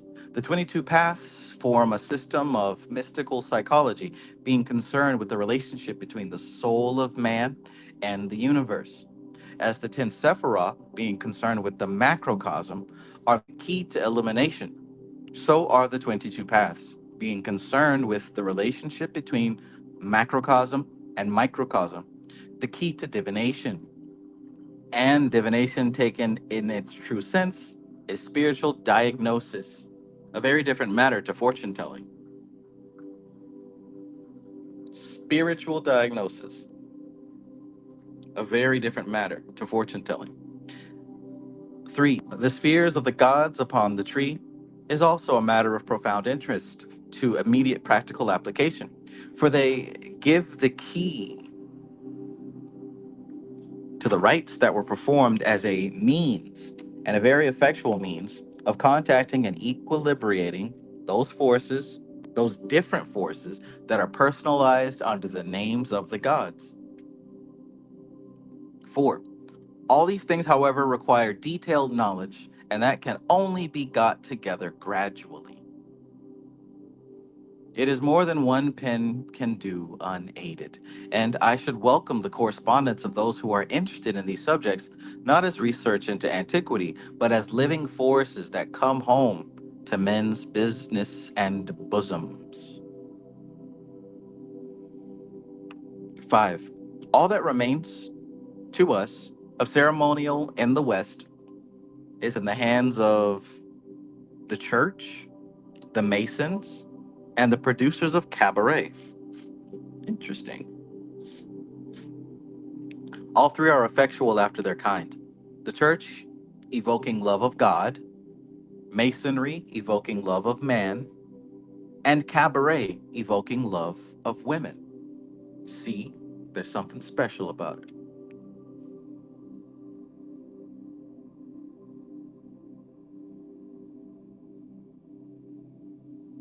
6.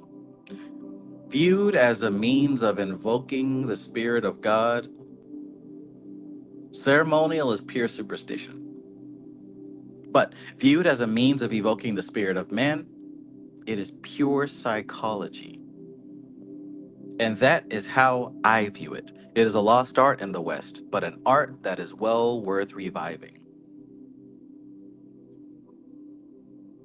Well worth reviving.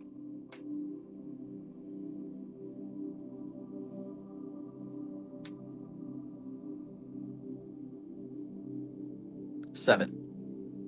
In these pages, I have given the philosophical basis on which this art rests. Its practical application depends not only upon technical knowledge, but upon the development of certain powers in the mind by careful and prolonged training, of which the first is the power of concentration, dharana, and the second, the power of visual imagination, darshan. Boom!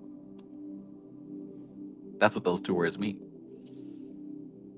It is concerning the power of the visual imagination that we are so lamentably ignorant in the West. Ku just missed the turning when he sought in prolonged attention a substitute for spontaneous emotion.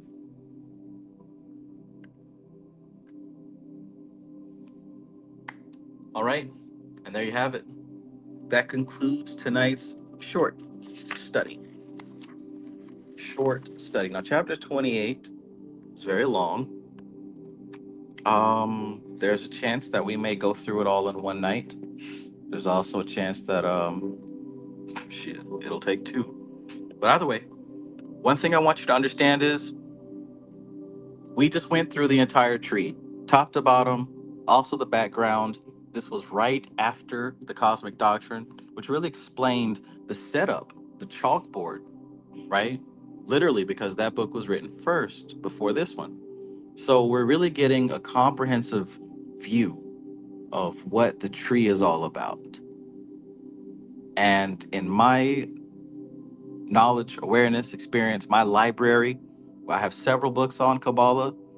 This one is and has always been not only my favorite, but the most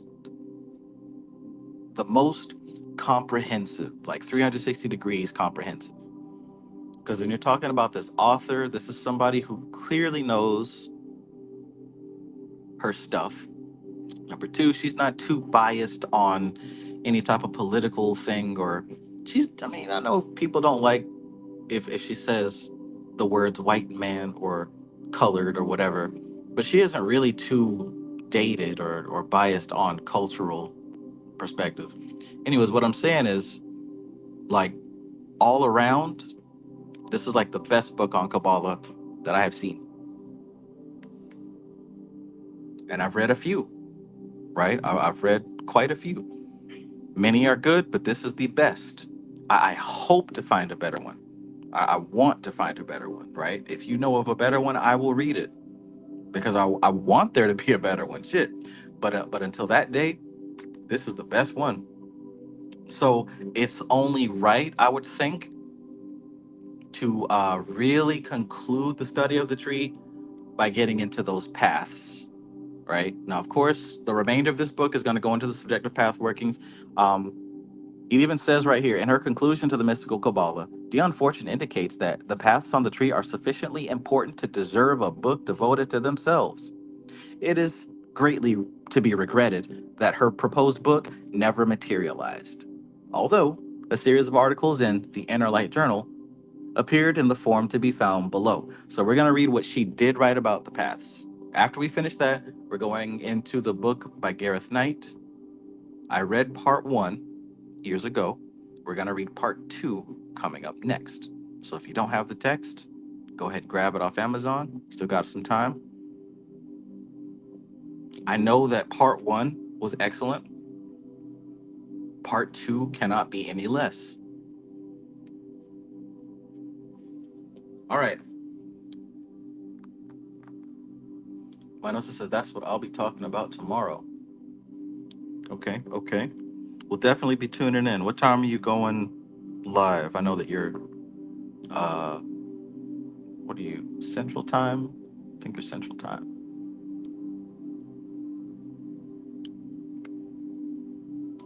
Bramstar says, hey, Trav, I sent you a message on IG last week regarding our second one-to-one elemental session. Get back to me when you can, please, brother.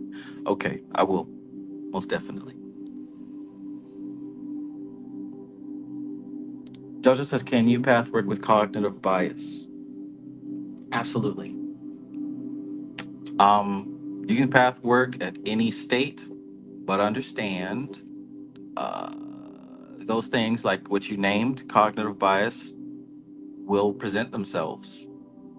I mean, but here's the thing also, when you're aware of certain mental blocks, they diffuse those blocks a little bit. The awareness diffuses those blocks a little bit.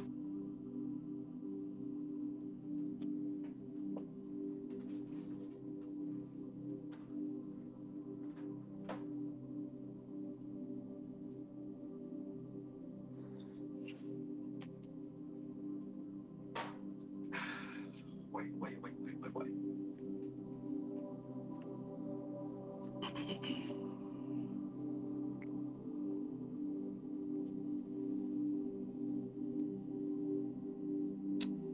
Yeah, man. So look, this has been a serious time period. Let me tell you, I'm wrapping up some personal shadow work myself, going through some NLP and hypnosis and using all my Batman gadgets in my belt because, geez Louise, I'm facing a shadow that is probably the most powerful shadow that I've faced yet. So I'm having to develop new tools. But I think we've pretty much reached the winning stretch.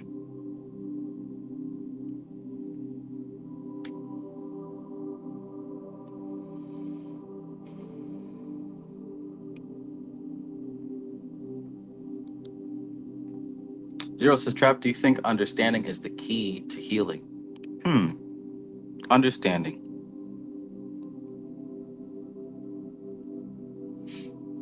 I think like what I want to say is non-attachment, but before you can have that, you do have to have understanding.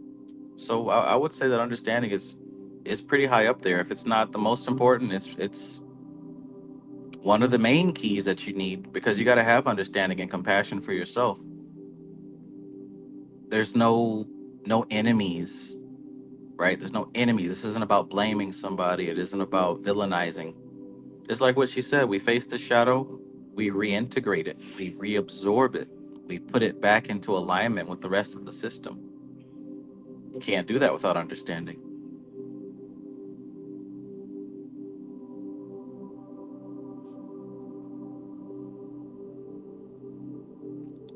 Lady Justice says, did you read part two on your own? Have you read it personally? No, I have not read part two yet. Very excited to read it though.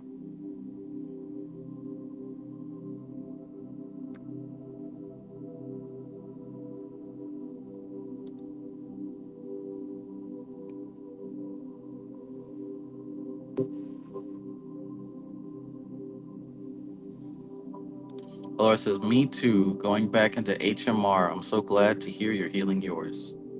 Yes. And what I'm saying also is it's at every level of, because like we evolve in our lives and everything that we do, and we usually come to like a place where there's a big test, and if we don't pass the test, we kind of stay stuck there until we pass it. What I'm saying is that like at every test, at every major point, that's when I see that shadow work becomes super important again. Um, I don't know if my Gnosis is still here, but shout out to my Gnosis. He sent me something about um, just a video about hypnosis and how very high earners and business people and people who are doing big things in the world, they still utilize hypnosis and NLP and things like that as well. So what I'm saying is like nobody's too big. No matter what position you are, we all have the same human mind. It's the same operating system.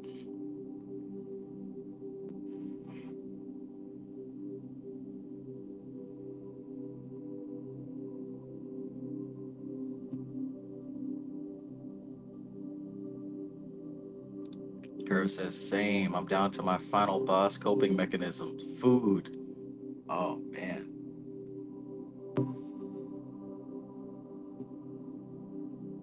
And everyone's different, right? Everyone's different. I remember facing that fellow. He wasn't too difficult for me, but my brother's having a hard time with him. But it's all about how we have you know defined those mechanisms in our mind. I can go without food. I can go too long without food.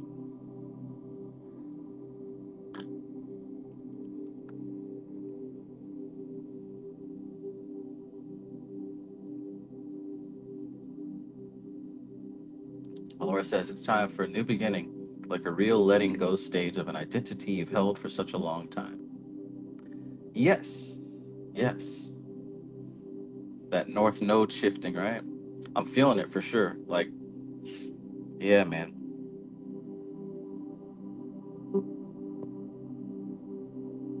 I was working with some Qliphothic forces as well. Probably a little longer than I should have. I had to certainly do what she talked about in that the chapter that we read tonight, as far as balancing, finding the influence of the opposite side.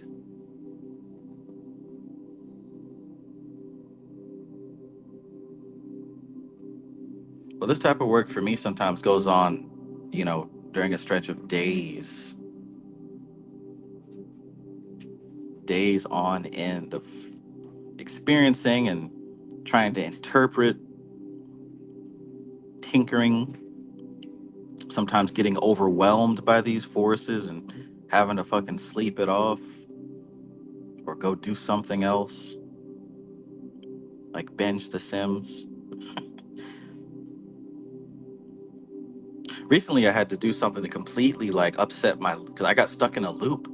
That's one of the downsides too, man. When you're tampering with some of this stuff, it's trial and error, right? I make mistakes. Well, not really mistakes, but I got myself stuck in a loop dealing with some of these Qliphothic forces. I had to break my routine to get out of it, man. Because I tell you, if I get stuck in a trance like that, literal days will go by. Days will go by, and I'll be stuck in this like Groundhog Day loop of literally the same shit. Wake up, same thing, go to sleep, wake. Like, I'll get stuck like that. And I'll have to snap out of it. Because if I let it, that shit could go on for months.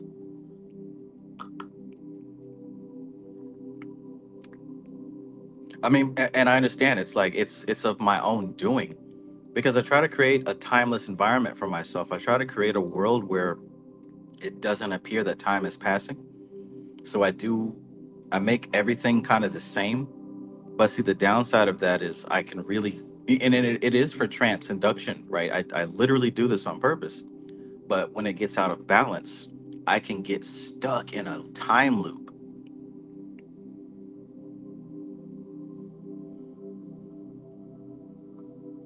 I can get stuck in a time loop, right? Hell, won't even leave my room. But anyways, one of the things I did to break my cycle was I watched a movie, because I don't watch movies. There's a movie that came out that's called what's it called? Companion. Has anybody heard of Companion? I think it just came out a few weeks ago, maybe. I really enjoyed it. Nice AI horror. Usually these new movies aren't very good. They're kind of like, meh at best. But this one was really nice. I enjoyed the story. I enjoyed the twists and the surprises, and really makes you root for the hero and hate the villain. I tell you. Anybody heard of that movie? Cooley High asks, "You got sun in 12th house, Travis?" I do not have the sun in the 12th house.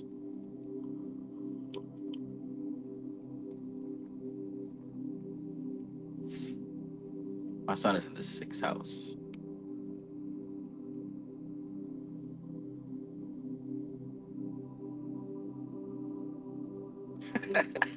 Framestar says, "What about Lake Mungo?" All right, I didn't watch it yet. I still have it open up in a tab. All right, I still have it open up in a tab. The next time you ask me, the answer will be yes. That's for sure.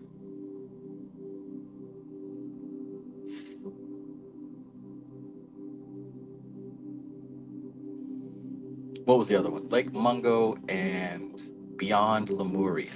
I'll watch that one second.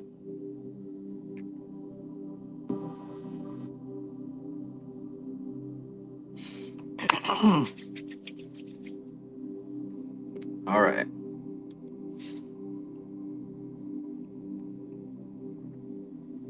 So, everybody doing good? Does anybody else have anything that they'd like to say, add?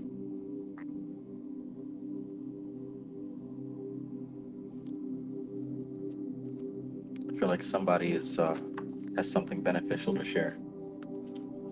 I mean, but if not, that's cool. We can resume a little bit later.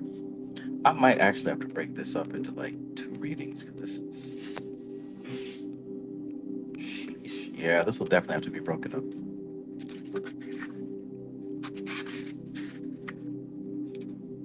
319. Oh, yeah, that's a lot of pages. Cooley High says, I miss the dreamy background music. Can you hear it? Is it audible?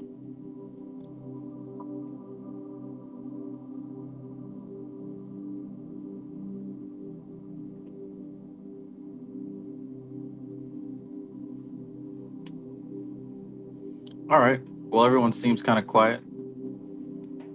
Oh, you can't hear it.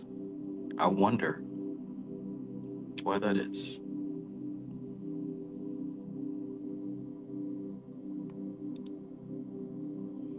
Jojo says, yeah, I want to let everyone know Alora got some fire guided meditations if y'all didn't know.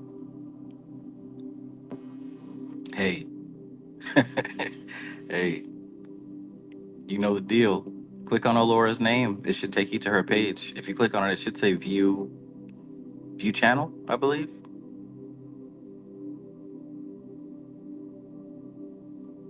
If not, you can type in taught with shooting meditation and Alora's page should come up.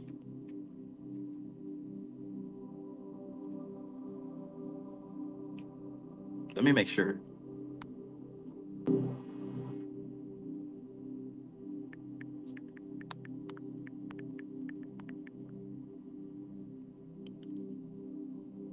Hell,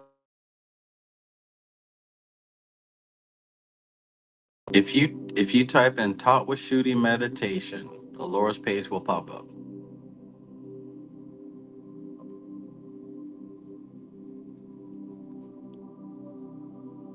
Jojo says, don't chance it. She right here, telling you. But yeah, if you type in taught with shooting meditation, you'll see it'll say under the channel Alora. See, Pork Hill says got it.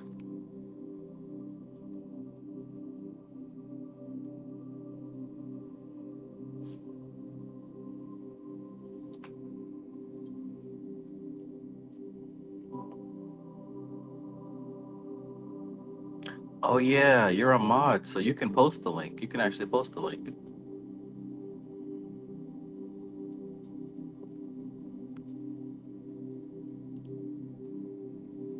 All right. Everyone else seems kind of relaxed and cool. That's fine. She'll post the link and then we will wrap tonight's session up.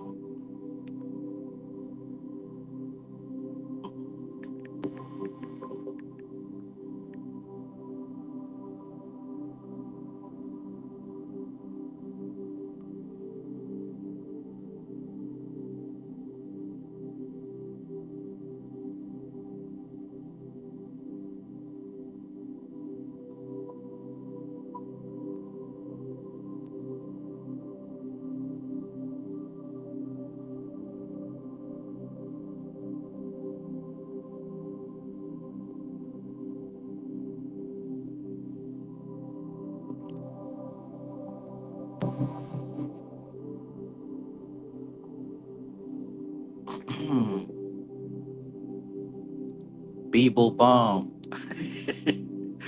Yeah, it's all good. Jib Holdell says end it and I'll put it in the comments. All right, we'll do it that way then. We'll do it that way. WT says I'm with Curve. Gave up weed for the final time. Battled that homeless demon instead of running.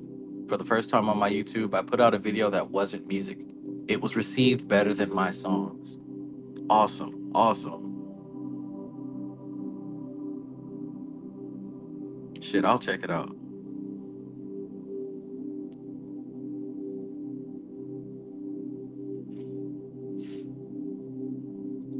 I'm no longer homeless and I got some real magic coming soon. Fuck yeah, dude. Hell yeah, man. Proud of you. I wouldn't expect any less from real mages. Telling y'all, man, this is a great year. This is a great year. I'm happy to hear that, brother. It's not even about showing off on social because that doesn't mean anything. It's about transforming your personal life.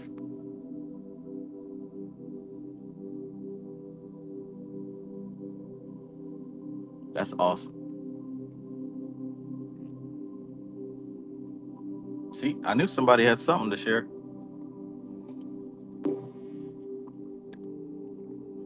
and I'm glad you did.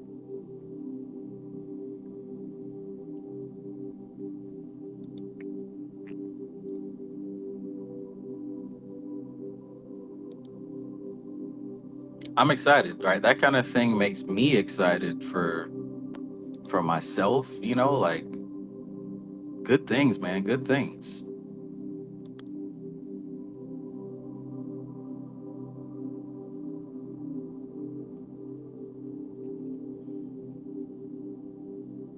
Ebaldo says the video was great too.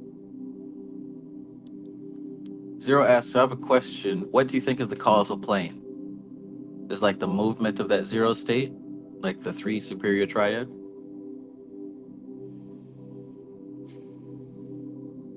Hmm.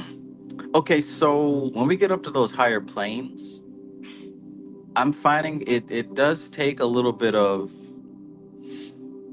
scrutiny, right? A little bit of surgical precision because once you get up to a certain plane, it all starts to feel the same, like kind of similar. But that's where these diagrams kind of help. They kind of help us as maps, right? Um, that's a good way to put it. One way that I like to think of it is like when doing the Taught with Shooting meditation. You know, when you're doing the Taught with Shooting meditation and you expand past the five elements and you expand past Om, once you start going past Om, a lot of it starts to feel really similar. But past Om, you can kind of see yourself expanding past Prakriti. You kind of see the Buddhi aspect. And then past the Buddhi aspect, you've got, I guess you could say, the Purusha aspect. So in terms of the causal plane, I feel like the causal plane is somewhere around that Buddhi aspect, personally. So when you shared with me about like the whole Shiva state, I would say that the causal plane would probably be like, you remember you talked with me about how it kind of flips upside down and things kind of seem inverted. I think that causal plane is like right at that middle point of the flip. Because I think that the flip state is what's past the causal plane, if that makes sense.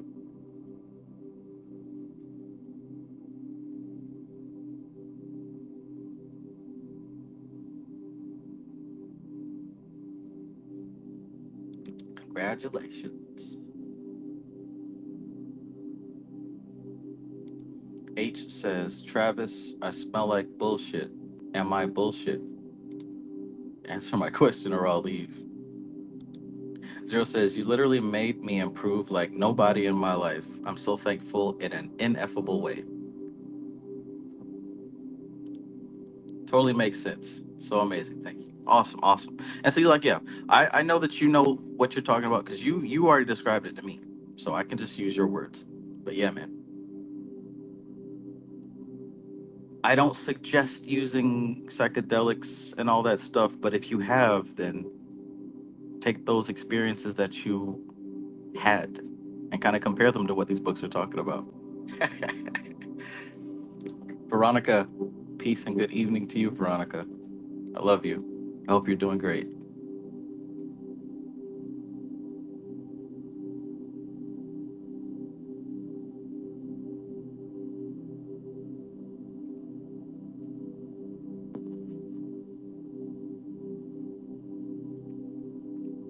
Cool, cool. Pork Hill says, was washing my hands, but thanks, Travis. And yeah, shrooms was that for me. Yes, yes. Like brain connected that as you said it. Yeah, right? Because that's why I said, like, it's very precise. Like, you literally have had to have experienced it to kind of like make sense of what I just said there. But once you start getting up into those levels, those higher levels, there isn't much to see. Like there aren't any visuals. It goes off of a different set of senses. But even in that state, there's different levels. And hell, you start losing your sense of self. I think part of our work is learning how to navigate those spaces and how to navigate it sober too, right? Learning how to navigate those spaces sober and not necessarily mapping them out to write a book about it, but personally, I think that we're supposed to learn how to map them out because when we die, that's where we're going anyway. So instead of getting lost before that, before those states, meditations like taught with Shuti certainly help us to have a concept of what's happening beyond the body. Shadow music, peace, peace.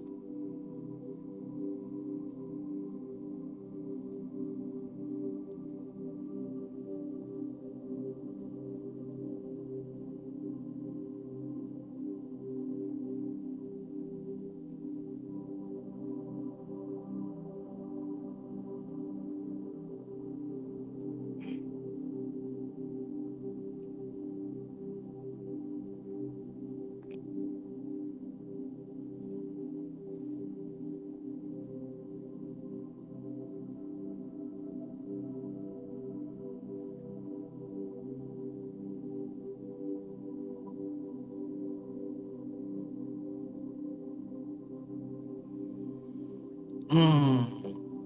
All right, so I think it's time to wrap it up. I think it's time to wrap it up. Check out Alora's meditations. I'm gonna head to WVT's channel and check out his video. And possibly tonight or tomorrow, I'm gonna watch Lake Mungo 2008. It's on YouTube.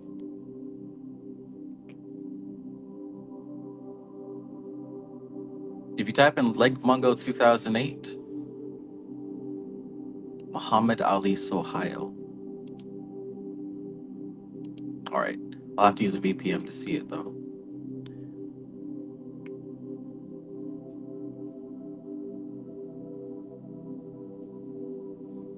Good night, everybody. Thanks for being here. I'll catch you all next time.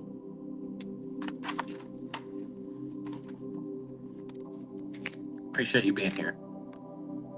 This is TK Trav, aka Travis Magus, here with LVX777. I love you. Peace.